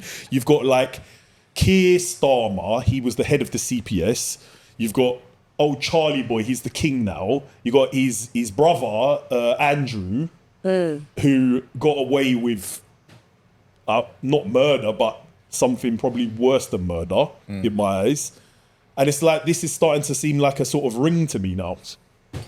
However, you openly said on your last podcast, two-tier Kia pedo protector. Yeah. So we started off with me saying, exactly. who is he protected? So you start off with Jimmy Savile. And there's a possibility that at the time that Kia was head of CPS, he didn't have enough evidence to be able to prosecute. So then You were speaking in theory. What you were so doing. So are you, though, actually. Yeah. All right. So are you. Fair enough. But So a who's the lot of others? what you said. Who's the others? Then you said it All right, was off the back of Huw Edwards. Yeah, all right, Huw Edwards. You know, I'll You've already remove him from the equation. So come on, let's add to the list. I didn't even know you could change your mind twice. Well, though. all right, yeah. I'm not changing my mind. I'm joking. His name is Tutu Kid Pedo Protected because, in my eyes, I believe he didn't bring the case forward before a judge because he was in that position to. But there was evidence to say that there wasn't enough evidence. Like, Lucinda saying. My G, like I don't understand how can't just the most convict- prolific paedophile in British history doesn't get brought before a judge. I can't. I think He wasn't at the say time. that. I think he would now be prosecuted in tenfold, unquestionable. But he's dead, I know, but and we can't do anything about that now. 100%. But a lot of what you said, you know, they didn't have the sufficient evidence at the time. That's what the media have said. No, that's not what the media have said. That's what I'm assuming. It In the is same what way, they- in the same way that you're assuming that he didn't do his job properly, I'm also assuming that he didn't have enough evidence to be able to prosecute because There's a possibility. Who was in charge when Rolf Harris got prosecuted? I don't know. Wasn't it him? Was it him as well? I don't know. Oh, well, there you go. There's another one to add to this, Yeah, but but he I got don't know. prosecuted and he went to prison. I don't know who was the head of the CPS. I'm sure we you can Google? find out. I Do you can. wanna Google it up? But my whole Get point honest. is, who was chief of CPS when Rolf Harris was prosecuted? That would be a very interesting question because if it is Keir Starmer, but the whole point is, I would Jimmy love it to be Savile. Keir Starmer right now. Jimmy Savile, But he was charged. was Yeah. somebody in a place with powerful friends. Alison Saunders. Oh, shame. Powerful friends, and my honest opinion is that old Charlie boy may not be I mean, look, may not be a savoury character. I'm a massive Princess Diana fan. So am I. I'm a Diana. So am I. I'm a Diana girl all day long. Yep. Because she's all about breaking the molds, living life, and eventually. And we'll after- never know what happened to her. No, I agree with you, but she suffered significantly with mental health issues, and a lot of that was brought on by the media, by the press, and the things they did. Yeah. And I believe very strongly that the press are part of her death, unfortunately. And so when you look at Charles overall, I think a lot of people have questions about royalty. A lot of people have questions about them being still here. And then look at the tourism that it brings to the country and how it benefits us financially as the UK. Because a lot of other countries love the fact that we have sovereign power here, so to speak. But then Charles, what's he doing for society? Well, I don't know. There's this big thing about him having all of that land and giving back in Cornwall. Have you seen all about that? I don't know, the Duchy of something or other, which he does down there. The royal family has multiple charities or whatever, but they're also draining, the money from the public funds, aren't they? I mean, it's so are lots of other organisations, frankly, and I think that's another problem when you look at like the National Health Service and you look at waiting times and you look at how we're dealing with it there. When you look at, I mean, I don't know if you're aware of this, but in Wales, the government in Wales brought in a new speed limit of 20 miles an hour. So there's no 30-mile-an-hour speed limits anymore. It's 20 miles an hour, which cost millions and millions of pounds to bring it in. And now the new government's come in Wales and they've gone, that was the most ridiculous thing that the last government did for changing it back. And it's costing another load of millions of pounds to change it back. Yeah, government's always. And then you look at, and then that takes us on to the PPE, the protective equipment that was used during COVID pandemic, and how the contracts were backhanded, put towards the friends within the government and their ministerial contacts, and how the millions of pounds that were thrown at those government contracts for the PPE turns out that they weren't even useful or usable in society for anyone that wanted that protection. Whether or not we used it is a different conversation altogether. But the fact is, there were millions of pounds thrown at individuals as a result of government allocating funds and it just being wasted. There's nothing we can do about that. Yeah. Well, I mean, you tried. Bless you. I voted for you, Andreas. I'm just saying, I genuinely, hand on heart, voted for you because I believe in the mentality that you have and that you are genuinely doing it for the good of the people. And I think that's what's so important with our government and the people that are in our government is that they should be acting for us. And that was one thing that I felt really strongly about how you were delivering things and what you were saying is that it was clear your thought process and the things and the policies that you were trying or wanted to implement were to help people. It wasn't to help yourself, your friends, your family, or anything like that. It was to help the people that are living in society today. And I think there needs to be more of that in our government. And that takes us nicely on to that Timpson bloke that I was telling you about, who's the new minister for prisons and stuff. Do you know the shoe man? Oh, the shoe man, yeah, who's rehabilitating offenders coming out of prison. Yeah, and Tuti Akia. Go on, what? No, I was saying, right, I remember what you're saying. Yeah. So Tuti Akia has brought in this really cool bloke, well, I think he's cool anyway, to look at, and he is now Minister of Prisons, Parole and Probation. And he's brought in this guy who actually actively, day in, day out, tries to help offenders not commit new offences by assisting in their rehabilitation. And Tuti Akira's brought him in.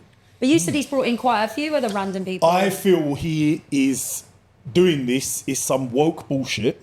He's brought in Farron as well, and I'm told Farron, I said, look, you need to make good of this, do what you can, make as much good, but remember he's probably fucking using you. I think a lot of what he's doing is for show, but I'll reserve my judgment for now. In what way though? Because I mean, if he's using them for show, that even if he is using them for show, he's using them, so it's still beneficial. He's brought in Idris Elba and Farron. Idris Elba's an actor. Farron's a community worker. Yeah. Like he's brought them in to help solve the knife crime issue. Yeah, or whatever. But they are doing it, aren't they? So even if he is, no, but what does Idris Elba do for knife crime? Just a face, innit? He promoted a positive message or whatever.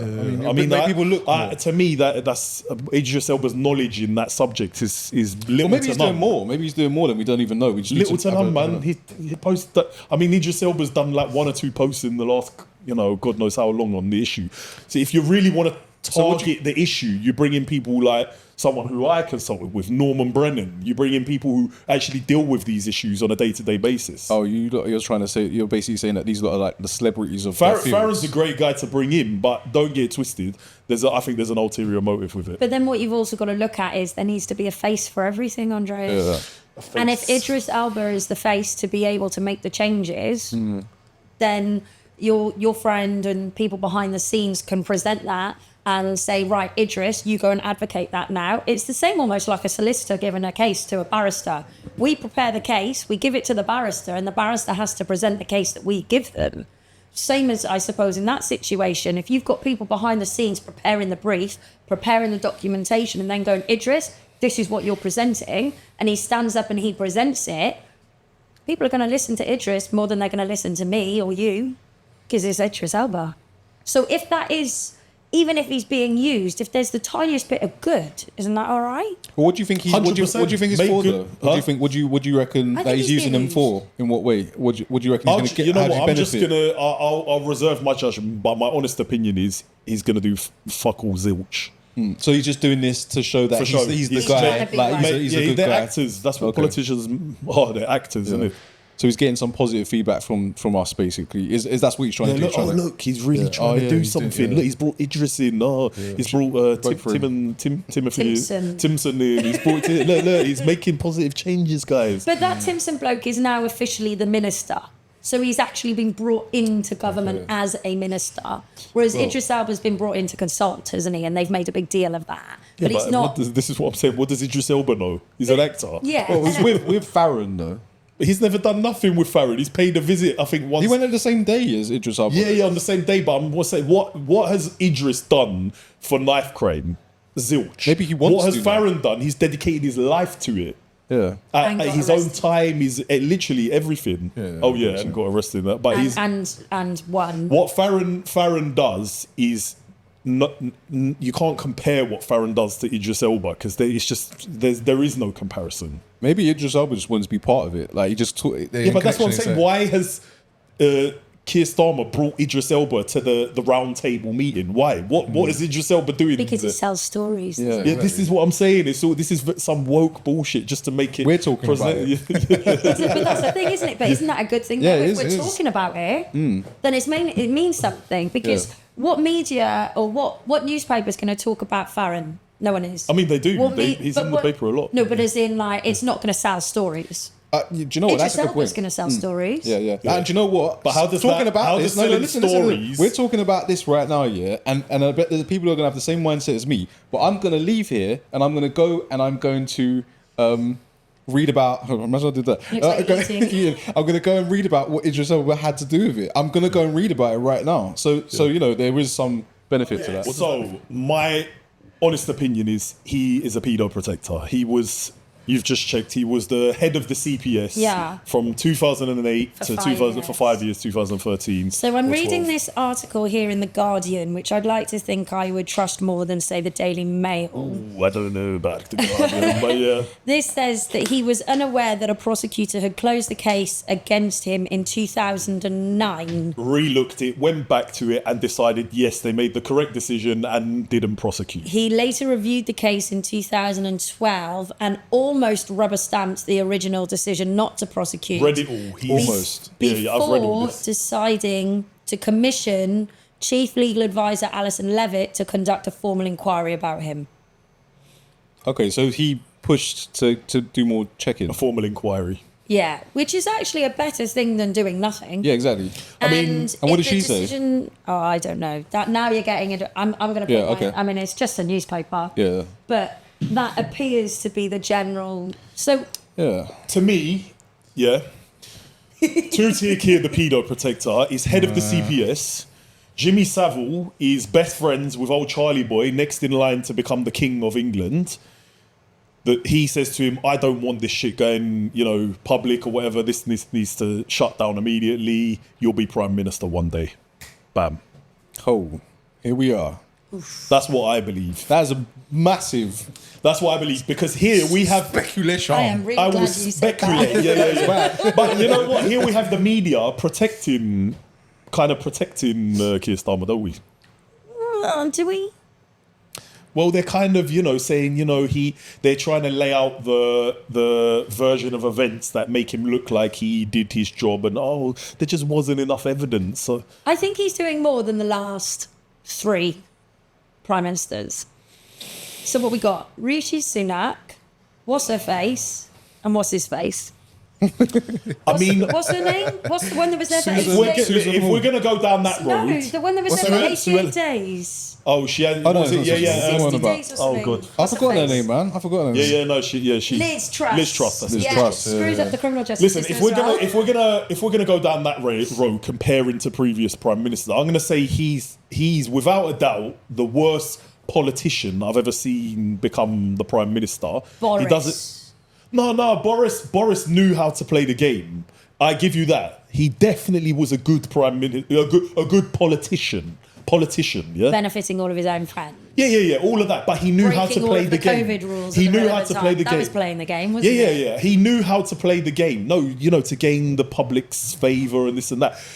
Tuti Akir, the pedo protector, he is an awful politician. He's been in office, I've said this before, he's been in office, 2.5 months now, and he's made mistake after mistake after mistake. And I think even all the lefty Labour lemmings that love him don't even want him in office anymore. He's made mistake after mistake. I've said it before, even with all the, the whole riots kicking off, and then straight away, as the Prime Minister of the United Kingdom, went and demonised one half of the country, and said, what did he say? It was like these far-right thugs on worldwide television. How the hell, as Prime Minister of the UK, can you say something like that? But it's where you've got people who are smashing things, breaking Yeah, but half the things. country is right.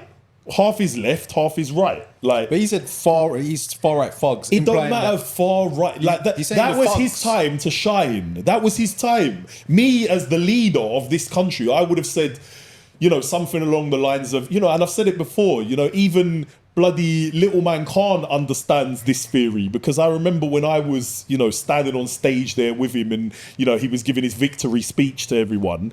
He said something along these lines, and this is what Keir Starmer should have said at the time as well. It was his time to shine. He said, for all those people that didn't vote for me, I will continue to do my best and I will always serve you.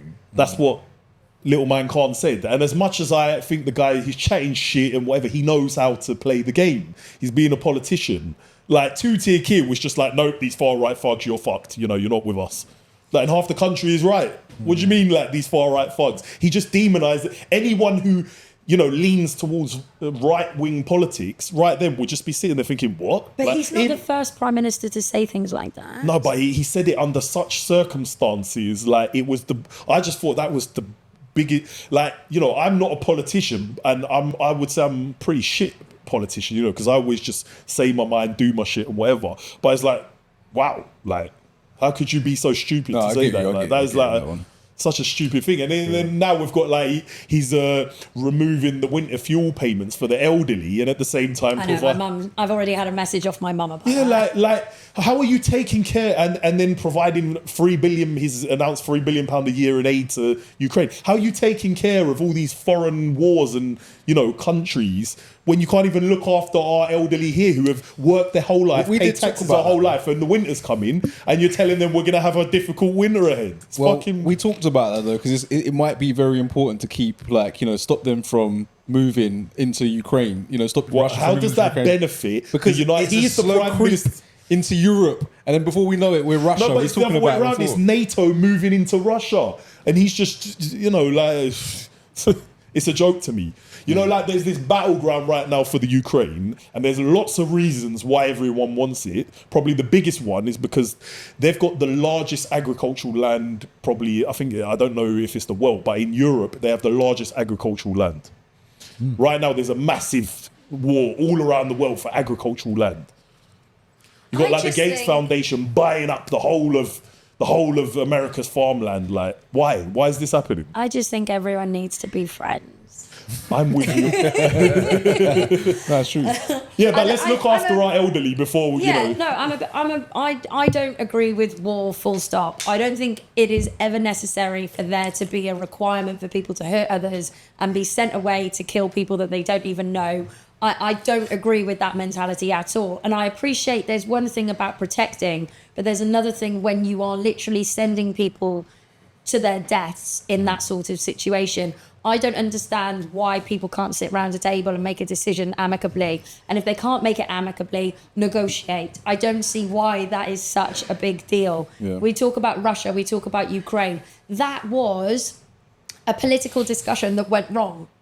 Literally. And it was all to do with the divide of land. Well, why do you grown-ass men need to, go and get your swords out and start fighting in the street? Because that's exactly what they're now doing. Yeah. Why is that okay? And then you say, oh, but gangs and that happening on the streets is a problem. If you take it in comparison, a war is exactly the same thing, just on a bigger level, where you've got people who have more power creating decisions affecting countries, whereas here you've got gangs on streets who are fighting over divides. Isn't that exactly what's going on elsewhere? It's exactly the same, but the way I see it is, if you can't get your own house in order, you shouldn't be trying to sort out other houses, other countries or whatever. That's a fair point. Sort your shit out here. Sort your shit out here. Why are you butting your business into shit that doesn't need butting into? But the problem you've got is, with all of the previous agreements that have been made over the decades and decades of history with this country, there are signed agreements in place with other countries saying that we are obliged to go down a road. And there is a certain road that has to be complied with in order for us to be able to be part of a neutral area of land and all of the sort of crossing borders and maybe it's time we left NATO. Holidays. NATO's not acting in the best interest of the United. Do you agree with Brexit? I was an agreeer of Brexit, yeah. Oh, see, I'm not. I think I'll tell you Do you why. have a passport though that allows you to go all around? I've got a Europe? British passport. What do you mean? Have you got any other passports? No. Oh, see, I'm a born and bred British. I wish so bad I currently have a European passport. I know, right? I was pissed So off about bad. that. Right, you can travel fine. There's no problem. I travel all around the world. No problem. But it all changes now, and it's Since not when? as simple. So as of I think it's next year, you've now got to get a specific visa to go around Europe. You can't just. There'll be probably a visa waiver program, like the same thing we No, have there in the United isn't. Kingdom. There is. You've got to pay for a visa that lasts. I think it's 2 years. Do you know about this? No. Oh, you've got to buy a visa that costs about 2 years. Yeah, that's for you like to the be ESTA able- for America. I have no problem. So now you've got to That's do that fine for by me. Europe, and now the queue. You have to go into a queue that's a non-Europe queue, and that takes twice I as am long. happy with that decision. We were the biggest donor to the European Union. Now we don't need to donate to them. We were donating. I am happy with the United Kingdom, doing its own thing. That's what, I didn't obviously vote then. I've never voted, in any referendum or elections other than my own. But I'm happy. I feel we have enough skills, we have enough resources, we have enough everything here in the UK. We don't need to be part of What some though? What big resources? What do you conglomerate. mean? What do we have? Knives. Yeah, what do we have? What do we have? We're not doing nothing anymore. We were doing stuff, but we're not doing nothing anymore for us to separate and hold our own. We ain't doing that much. We've got English wine. We have English wine. I didn't even know that. Wow. Cider from Cornwall. Cornish pasties. Yeah. No, but we ain't got lamb? nothing. We ain't Welsh got lamb? nothing. I don't know why. Welsh lamb. That's good stuff, right? I don't think we should have separated. We shouldn't have done that. Why? No, but you ask most people why. What do you mean travel? Because it doesn't. Whatever Because what? reasons that for I separated. know. didn't make any sense. I've given you a big reason why to separate. I'll give a big reason why we shouldn't. What? Export and costs of import-export. Yeah, of that's product. not Really, I've been Sorry. The effects import and of that. export. Is Nah, mate, I bought some Is it- trainers. Oh my god, they charged me something like £80 more on top of the trainers, which were about £150 Yeah, anyway. but now add that to the products that you're purchasing in shops. Oh yeah, well. Now add that to your groceries and the increase in cost that we've all seen in the shops and in inflation. That inflation is a direct result of coming out of Europe. Yeah. Because it means that we are now paying more and more money in tax and VAT, or not VAT, but more and more money in importation taxes from other countries to bring it into this country. And I think that we as individuals now have a massive knock-on effect as a result. The whole, it was just nonsense. And that passport thing's pissed me off a little bit as well, because I know that's coming in at some point. It's just going to be a bit of a ball ache to get into it's the really European not. country. So It when you will want to go be to at some America, point. you have to Yeah, I know, fill but out a form. that's America. Takes about the best part of 5 minutes. It's called an ESTA. Yeah, but and it's called a queues. visa. Huh? Queues. There's no queue. There's no queue. There's So the there's no queue. non-UK, the non-European passport queues. Let They're me massive. explain how it works in America, which is probably the same thing they're going to adopt here. You fill out a little form, costs you I think it was about $14, Yeah, and it's it like lasts for 12 2 quid or years. something. It's nothing. Yeah. It takes about anywhere between 1 hour to 2-3 days. It's online, by the way. 1 hour to 2-3 days for them to approve or deny your application.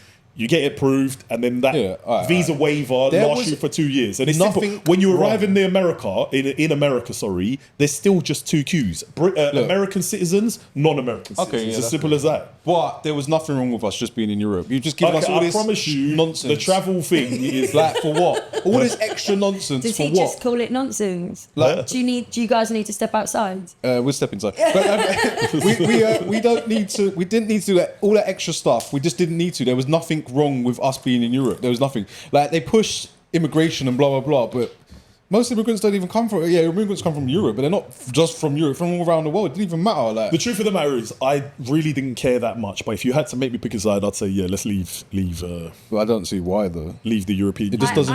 I it was am- fine how it was. I'm supporting Keir Starmer for now. You're a supporter. For now. I don't know I'm enough not a about him, Labour but you made a good supporter, point. I'm not a Tory supporter. And I'm happy to say, I was telling you earlier, I told you, didn't I? I actually voted Green Party. Not Not for any other to reason. spoil other the than- vote, basically. Yeah, Yeah, I get because it, it was like a distortion of the figures to demonstrate that I don't agree with either of their principles or policies. Yeah. However, I'm happier at the moment seeing some of the things that Keir Starmer is doing, and I'm hopeful if half of them work, it will benefit society. That's what, for me, I mean, look, the problem we've got at the moment is our police systems, who are completely uneducated, are controlling what happens in the courts. And therefore, people are getting remanded and get kept in custody, and then people are getting prison sentences, so much so that there's a significant rate. Oh, this is a good topic. HMP Wandsworth. Oh my God! Let's go. Are we gonna talk about what's her name now? I don't know. Oh, what, the woman? The woman? The prison officer? Linda. Was that her name? Yeah, that was her name. So this fucking bitch, and I'll say bitch, came here one time during COVID. The prison officer? Yeah, the prison officer. The prison officer. The prison officer, She came here looking for attention from everybody, Linda. Nobody gave it to her. She proper wanted attention from me and she got none. She left, after training her for a few days, then started mouthing off online, chatting shit about me, whatever. And I was just, didn't bother. People were telling me, oh, look, she's changed shit or whatever. I was like, whatever. And then she mentioned my daughter and I messaged her and I said to her, listen, don't ever mention my child again. Then she blocked me and I never heard anything back from her again after that. The next thing, a few years passed by, she's on the news. Have you seen the video? Have you seen it? I have the whole seen thing. Yeah. Oh my. Yeah. It's on Twitter. It's just on Twitter, isn't it? It's just It's there. everywhere. What do you mean it's on Twitter? It's But the everywhere. whole thing, everything about that is insane. I know, it's weird, isn't it? So she apparently wanted to boost her OnlyFans page by doing that or something, but obviously backfired, and now she's looking at prison. And what's happening with that? Was she? Well, she's going to go to prison. Oh, is it? Yeah. Well, how long is she looking? I would anticipate. Well, she's on tag now, so tag actually counts towards your sentence. Oh, really? So yeah, if it's 12 hours or more, it actually goes towards your sentence. Oh, wow. So anybody that's on tag can use that as days to count. I know would that. anticipate she'd be looking about 18 months in. I would say she'd get an 18-month prison sentence. And this case's minimum. probably going to go on for about 18 months. No, I think she's pleading. I think she's in. Isn't she pleaded or something? There's no way she can plead not guilty. Yeah, The evidence is there in black and white. It's overwhelming. But what for me is meant. So, as you'll appreciate, I do have clients that talk to me because, of course, I'm in this sort of setting, and the information that has been relayed is that it is a common occurrence to pay prison officers, female prison officers, about £500 in order to be able to sleep with them. Wow, prostitutes, basically. Nice. And that it is a going concern that occurs in that prison and potentially others around the UK. But what does that mean, though? Does that mean that? I mean, the that's way- a thing. Yeah, it's misconduct in public office, because what you have to bear in mind as well is that these places are government bodies. Well, they're contracted government. Misfeasance, is it called misfeasance? No, Yeah. misfeasance, that's the word. Misfeasance or misconduct in public office. And it's as serious as creating dodgy contracts in Downing Street. Okay. As in it's seen in the same way because you are a servant to the people. A civil Well, servant. I don't think she received £500. I think she did that for free. Yeah. Because apparently she knew the guy and she liked him or whatever. And she was apparently in an open relationship with her husband. They were married. Yeah, but the guy apparently is married with got a missus who's 7 months pregnant. And apparently They're apparently in an open... They were married, but in an open... her, yeah, but the guy... Oh, the guy... Oh, okay, yeah. But did you... everything in that video was horrific.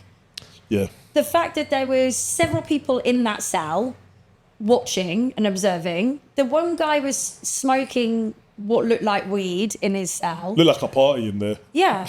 Her radio's on the side and you can hear conversations occurring on the radio while she's in there. She's being recorded from all angles and visibly can see that she is actively engaging in this process. And then when she thinks somebody's coming, she hides on one of the bunks out of the way until it's clear and then comes back out and performs oral sex on him. Yeah, all so on video, clear as day. she was apparently doing that to boost her she apparently had an OnlyFans page, and this was going to be the one that, people love to watch or whatever, but obviously it backfired. And then when she come out, she made a couple of videos online. People sent them to me.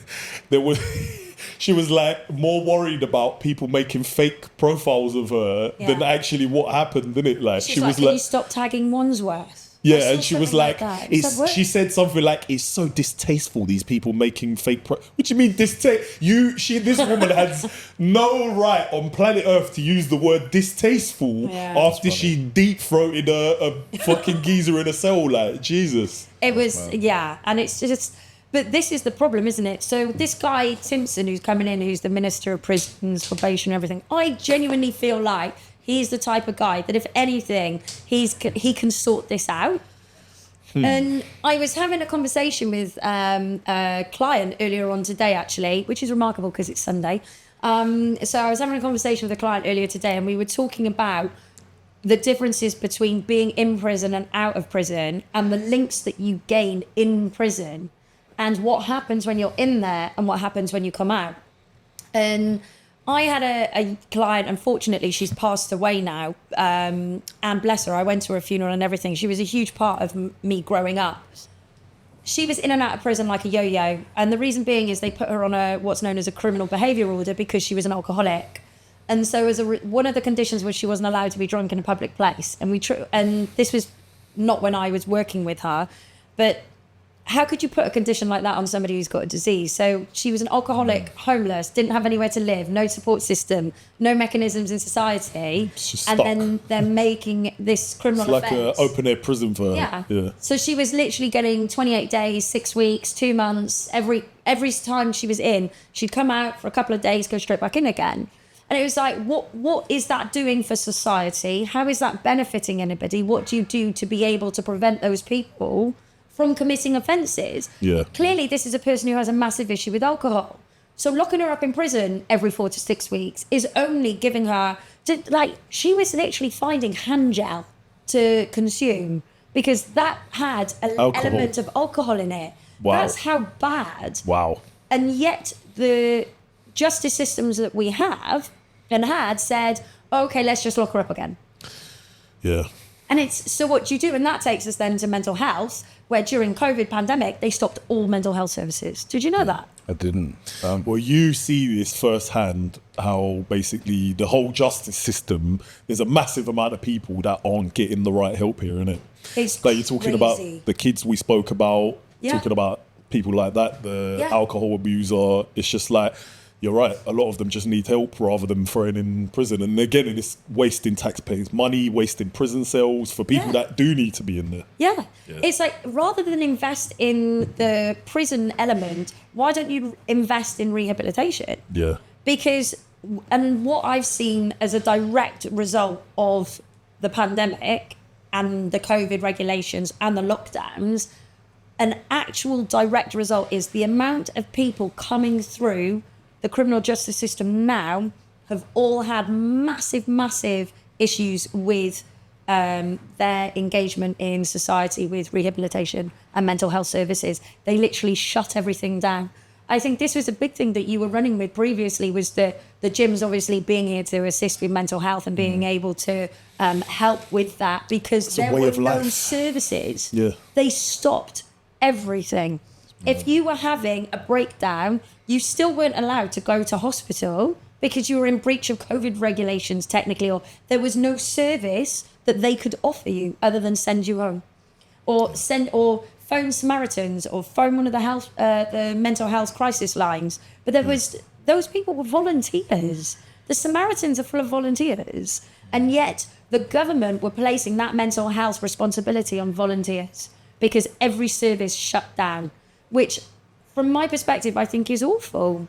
And I had a client who had massive mental health issues, and a couple of years ago, he ended up in prison as a result of his mental health issues.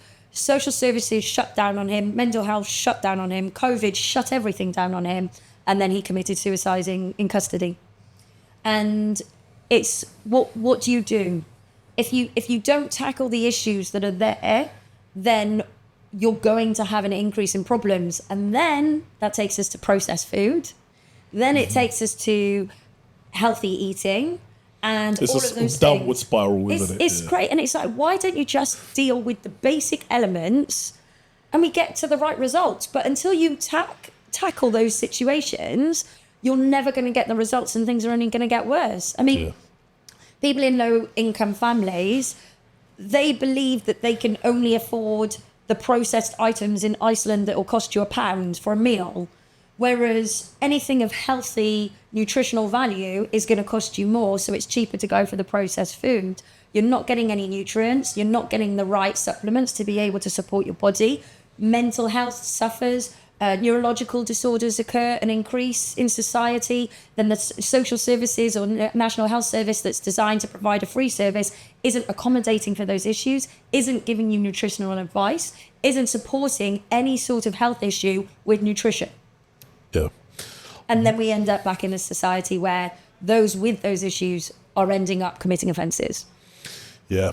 I think now more than ever, we need, and this is almost disagreeing what you've just said, is Okay. we need I think we need less government. People need to start actually taking care of themselves, like, because the help's not there for one.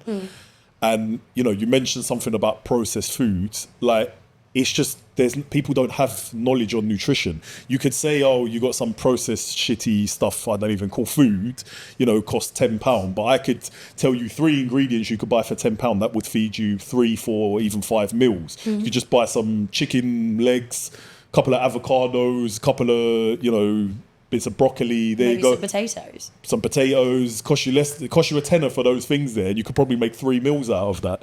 It's just people just generally don't have that knowledge there. Well, They're then- not being taught it by the education system. Exactly. So why shouldn't that should be in schools?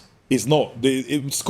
Schools, in my opinion, are literally just a system to make you join a system, to become a cog in that system, to pay taxes and join the workforce. It's just an institutionalized thing. They only teach you crap that is not useful for you in any way. Yeah, I mean, I haven't used Pythagoras' theorem since my GCSEs. He's every day. Yeah? I'm joking.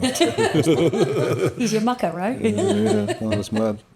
Yeah, I just... But yeah, the help's not there with the government, and I think we need to not rely on it anyway. But there's a massive when reset. people genuinely do need help, it's not there, and they just go, they become, you know, it's like some circle in the system.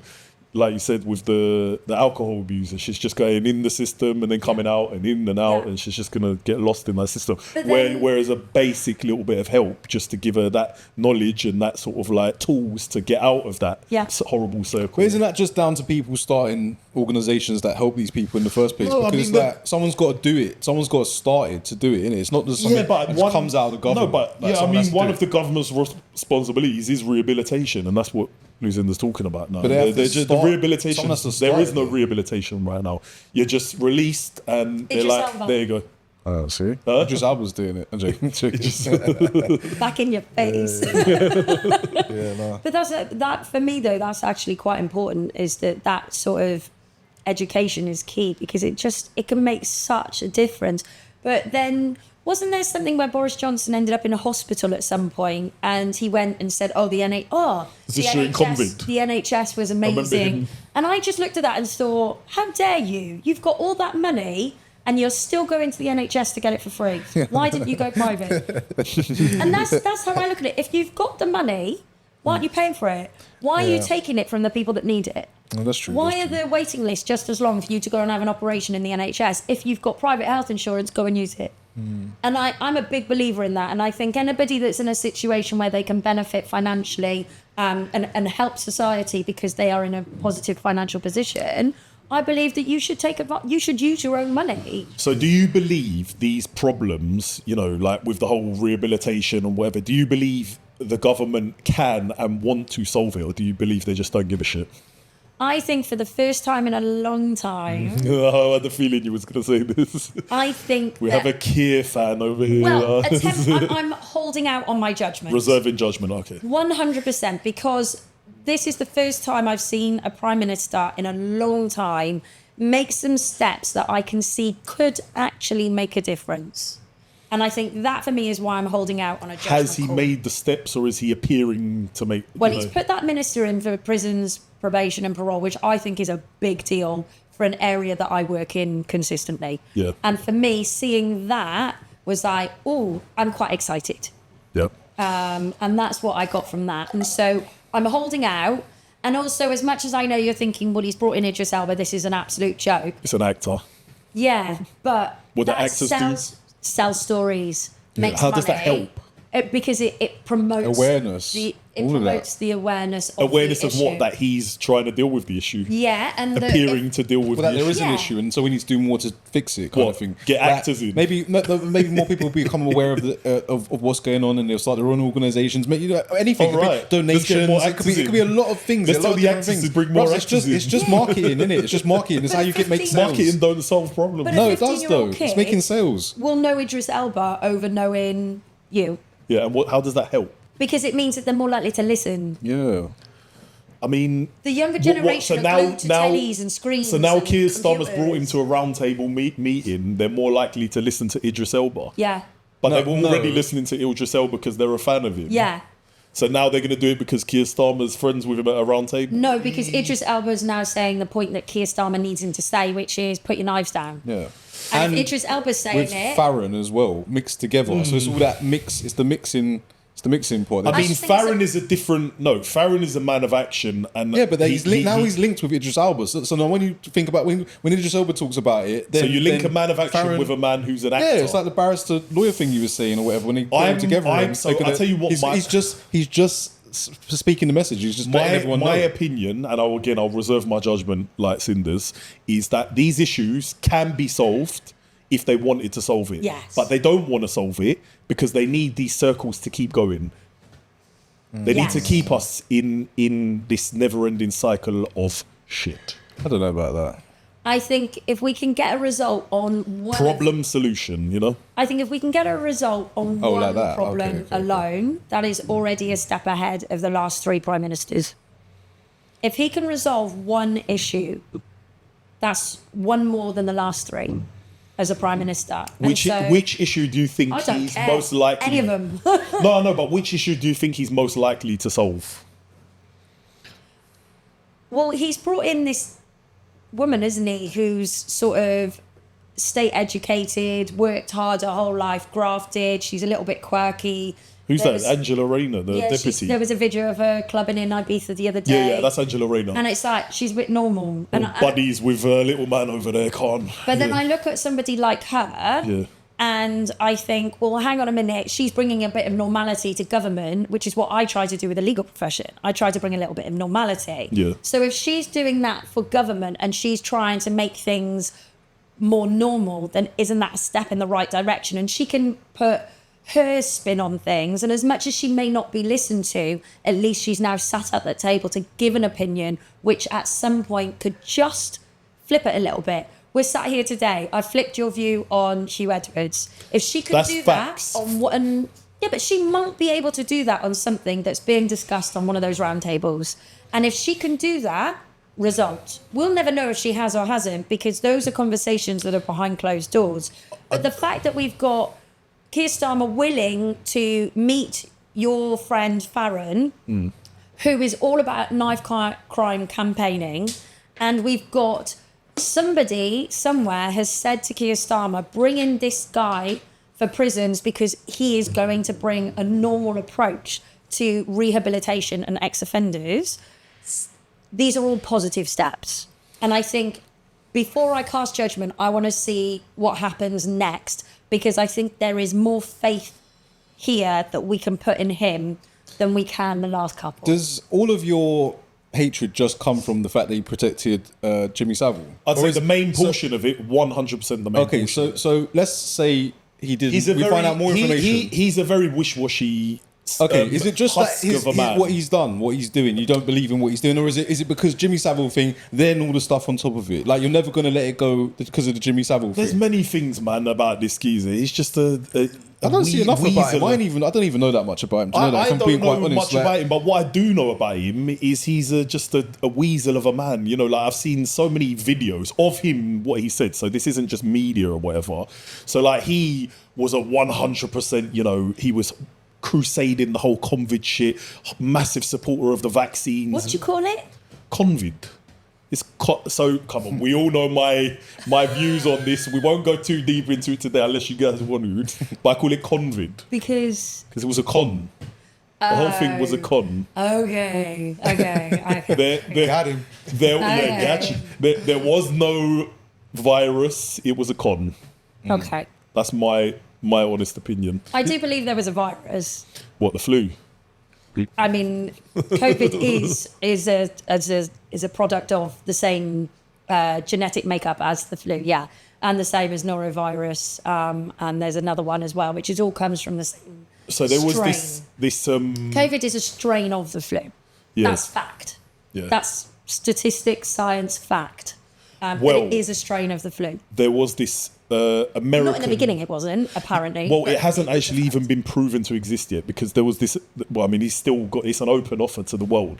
He's a billionaire from Los Angeles, American man, and he said if anybody can isolate COVID-19 virus and prove it actually exists, I will pay I can't remember. It was $1 million reward to that scientist, and nobody's done it yet. So. I mean, I wouldn't say that COVID didn't exist. I would just say that it is, and I spent hours and hours at the time during the pandemic studying all of the reports that had come out from all of the experts and what it was saying.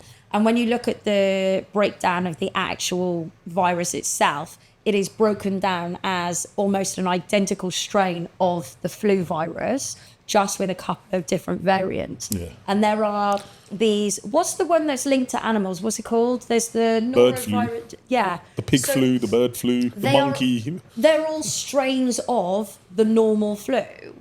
And so, and I mean, I've had norovirus. Oh my goodness. I genuinely thought I was going to die from norovirus. I think I've had COVID probably 3 times. I don't know for sure because I don't test. But as far as that's concerned, I still thought I was going to die from norovirus.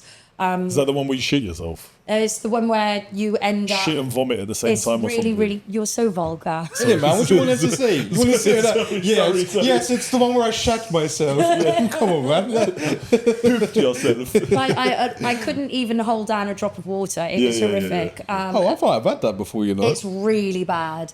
And I'm certain I had some sort of food poison, like even E. coli. Like I was like pissing out my arse and mouth at the same okay, time. let's change subject. My one was that I vomited so hard that I Shit at the same time. myself. So I don't know what that might be Nora. That was a long time ago. Hillary. That was a long time ago. But it is actually the same strain. So it's the same genetic makeup as the flu. And so I do think it exists. I think it's a strain of. And if you look at the government reports now, they also link it into the same reports that they publish every fortnight, I think it is. I don't know if you know this, but they publish fortnightly reports of the flu. So that it tells you how many people have caught the flu over the last fortnight, the figures, how many deaths there are, etc., all based on the flu. And obviously, as you know, they suggest that elderly people have a vaccination of the flu every year. And it's the same sort of mentality as the COVID. And when you look at the reports, they now group them together and put them together. And I think that demonstrates even further that it is a strain of. So I think. Well, yeah, we all know it disappeared during, that period, didn't it? So, they might have just relabeled something else or whatever. But yeah, he was a massive, getting back to what we were talking about, he was a massive supporter of that. And he's done other things as well, like he's even been asked, before, if you just a really basic question, what would you prefer, Westminster or Davos? And he's like, Davos. So Davos is, like where all the sort of world leaders come and get together, and it's part of the World Economic Forum. Like he's already pledging his allegiance to foreign organisations rather than the UK. So it's just, every little thing he does, it just doesn't sit right with me. I don't like the guy. We'll agree with him. Do you like Rishi? Do I like him? I mean, I think he's definitely, I would say, a better politician than Keir Starmer. What about Liz Truss? I don't know enough about her, and she wasn't in office for long enough for me to form a... huge issues in the criminal justice system when she was Chancellor of what we were doing. I can't... The titles just completely skipped my mind, which is going to make me sound really stupid. But when she was part of the criminal justice system, she caused horrific issues. And why we're losing so many good quality lawyers now. And she was a massive part of that. Because I don't know you're probably not very familiar with the legal aid system, but obviously there's the cap of £12,500 for people in the magistrates court to be able to get funding. But what people don't know as well is that lawyers' costs are capped. So as a lawyer, if you go and represent somebody in court, you get paid £213, and that's from start to finish. And obviously you do far more work than £213 from start to finish. Yeah, that includes travel, includes waiting at court, includes taking instructions from the client, includes considering the evidence. That's why solicitors don't want to be duty solicitors. They leave it. So they're not getting paid. And then if you've got somebody in the police station who's been arrested and asked for the duty solicitor, the fee you get there is something about £239, no matter how long you're in the police station. So from the moment you leave your front door or your office to going there, and bearing in mind the number of police stations have been reduced quite considerably in London as that have custody suites, it will normally take you about 40 minutes each way, wherever you may be, to get to a police station. So there you've got, an hour and a half, first of all, before you even leave the door, you've got an hour and a half time. Then police officers will make you wait. And normally that can be up to an hour because they work on their time because they're on salaries and hourly rate. And then once you're in the police station, you have to take instructions, go through the evidence, question the police officer, liaise with the custody sergeant, undertake the interview, speak to the client afterwards, leave the police station, liaise with the custody sergeant about whether or not you're going to release your client, chase them constantly because they're not doing their job to provide you with updates. Client wants to speak to you again, so you speak to them on the phone, and then they might get charged. Then you've got to make representations about them being released or not. Then you've got to work out how you're going to deal with that moving forwards for £230. And I have been on the inside of the cell while Lucinda's doing that, and I didn't see none of that. So all I saw was the four walls and the toilet. Got you out though, didn't I? Yeah, every time. Walked away very well, very happy. On probably 99.9% of occasions. Yeah, literally every time. I think that brings us nicely to, let's say a little bit about your firm, Lucinda. Just tell everyone about your firm. It's Nicholls and Nicholls, which is your surname. You're obviously the founding partner of it. Yeah, so everyone keeps asking me why it's called Nicholls and Nicholls, and everyone's like, and they say, who's the other one? Is it a husband? Is it a brother? Is it a dad? Is it a family business? And the answer is it's none of those. And then people normally follow it up with, oh, you're so good, you called yourself it twice. And I'm like, actually, no, it's not that either. But, I mean, you'd probably say that's why. I had no idea, so I'm about to learn. I've never even asked you, so let's hear. So back in the day, my little brother started law. And he was in his first year, I was in my final year. And my mum walked in one day and saw me helping him with his studies. And she was like, oh my God, my two children, they're both going to be lawyers. We'll have a family business. It'll be Nicholls and Nicholls. Well, my brother dropped out. And so he never became a lawyer. And I carried on through. Then when I was setting up the business in 2016, I was actually living with my little brother at the time. And in London. And I said to him, I'm stuck. I don't know what to do. I can't think of a name. And he just literally laughed in my face and said, who are you talking to? It's Nicholls and Nicholls. And I'm like, oh my God, yeah.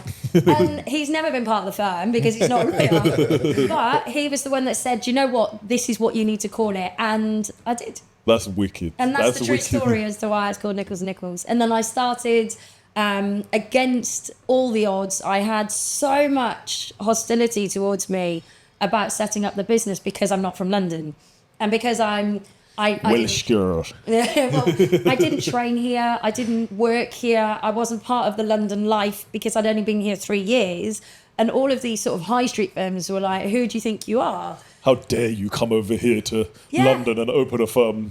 Literally. What, is that proper frowned upon then? Like seems so. Jeez, I didn't know that. I got told to go back to my little small town with the sheep. Oh, literally by lawyers coming at me saying, who do you think you are? You can't compare to us. It's like, go back to your provincial. I'm like, mate, I come from a real country. I've had a group of men laugh in my face who are all lawyers because I said Wales is a country.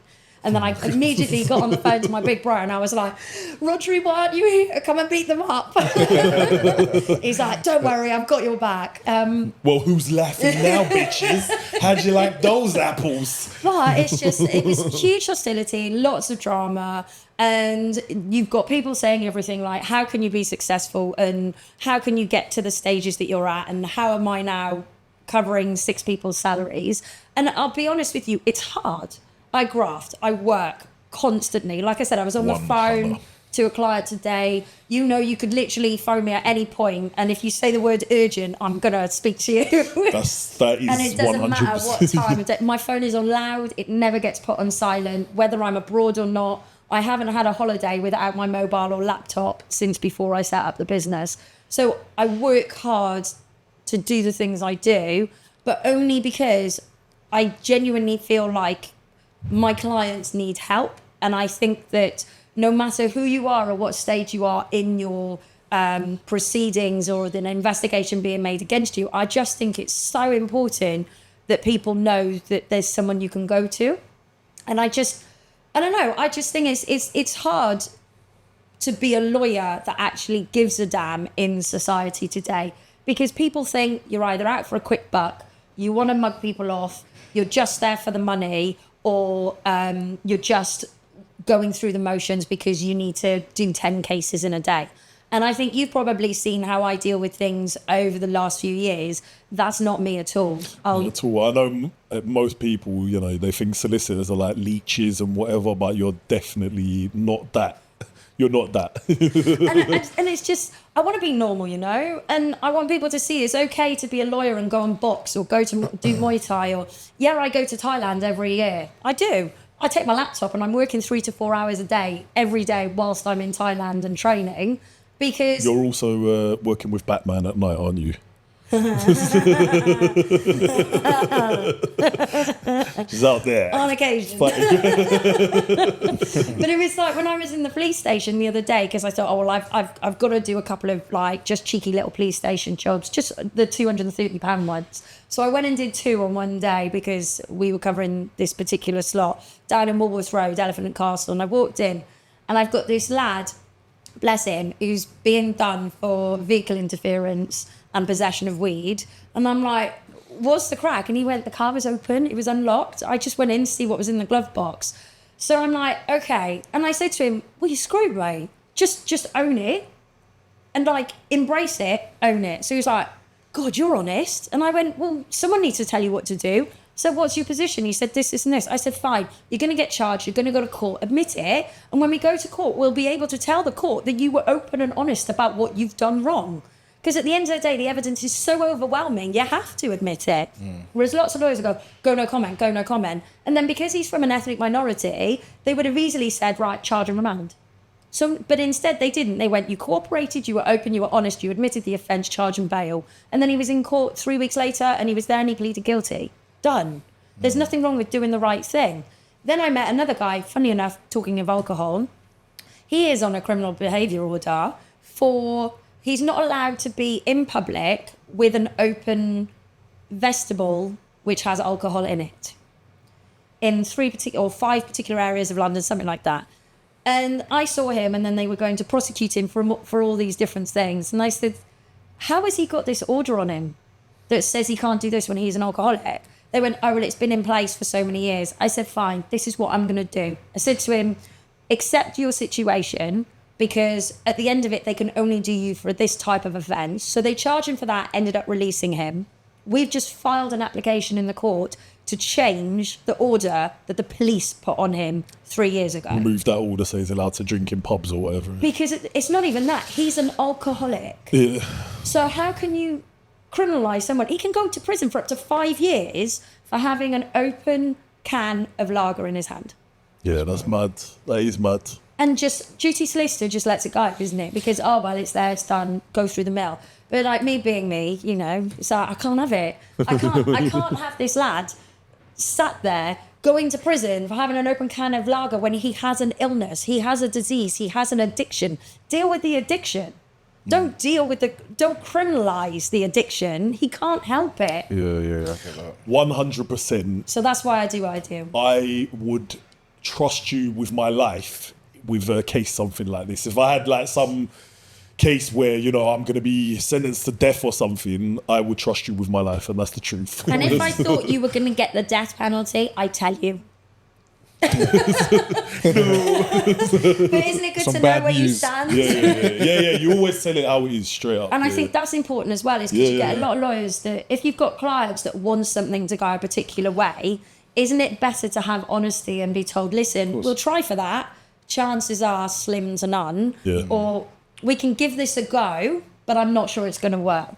Yeah. And like, we've had situations where we've had some very frank conversations on certain aspects. And I've said to you, I think it's going to go this way, or I think it's going to go this way. And you've said, well, we're gonna go down this angle. I always want to fight it, innit?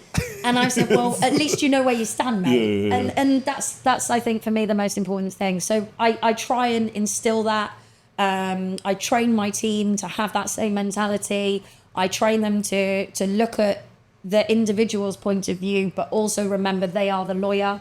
And I'm building that. We're now going into. We've just recently got a contract with the government, which I think is a really good thing, where there are deaths in custody, and I think this is How the really, fuck is really that happening? important. That's mad. So we've now got a contract where we can provide legal advice under government funding for families who have lost people in custody. And I think that's crucial because there is a duty of care to individuals who are in custody, who are killing themselves, who are taking severe drug overdoses and dying, stabbings and murders that are occurring in custody. And of course, you're seeing where people are not getting the right care in police stations and are ending up dying because there has been a lack of care. So we have just recently obtained a contract so that we can help those people on legal aid. And I think that's just sort of the kind of thing that we're trying to do, you know. I hope it's a little bit more than 234. 40 pounds an hour, or capped at £230, I think it is. Yeah, I hope they're giving a little An bit hour? more.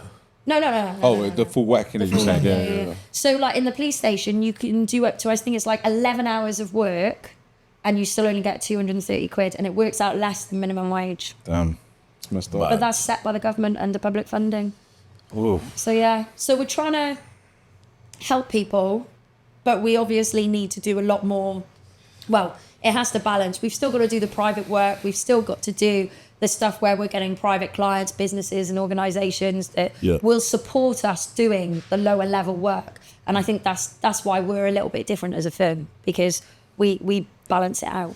I think you're different as a firm because it's you leading the firm, but yeah. A little bit different. I get that. Yeah. Cat girl by night. Yeah. But yeah, if anyone wants to, you know, get in touch with your firm, they got any legal issues, it's Nicholls and Nicholls. Yeah. And Google it. Yeah, we've got Instagram page, and we've got our website, and we've got some great Google reviews. We're really sort of easily accessible. We're based in the city, and we are doing our bit as best as we can for society. So thank you for inviting me on here and having a really intelligent, like mostly I always try informed to conversation. I think it's really good because the subjects we've covered are quite controversial. In all honesty, but I like that we've been able to have those emotive discussions, have those controversial discussions, but also look at it from every aspect. And I think that's really good about these sorts of conversations, is we see it from every angle. There's not enough of them these days, you know, common sense, and just look at facts, common sense, and just, you know, make a sensible decision on something or whatever. It just doesn't happen these days. There's such a lack of it, isn't it? For sure. Yeah, but it has been an amazing episode. This is my favourite one. It's always a great time with you, Cinders. So, two little things we've got to do at the end of every... There's No, already. no. No comment? So the first one is give us your punchline. It can be some words of inspiration. It can be some words you live by. You've sprung this on me, haven't you? Yeah. You know, everyone's got it, or you might not have it, or so, or whatever. It can be a sentence, a paragraph. Try not to make it, you know, like a whole story or nothing like that. But yeah. Okay, it's really easy. I've got a tattoo that's as cliched as it may sound that says everything happens for a reason. And I think no matter how bad things can be or how good things can be, there is always a reason behind it, and it's what you make of it. So I love that. That is something that I live by, is that no matter how bad things may be, there's a reason behind it for you to grow as a person. I love that. Do you like that? Yeah, I do. I believe in that as well. It's true. And I've lived my life by that. So there's my little punchline. Yeah. Great. The next thing, you're going to like this one. You've got to say, hey, come on, in whatever way you want to say it. This is the... In that, Hey, come on! perfect. I thought it was Andy. I didn't know who said it. Cock-a-car. Yeah, couple guy. Thank you, Cinders. It's been amazing, all right, yeah.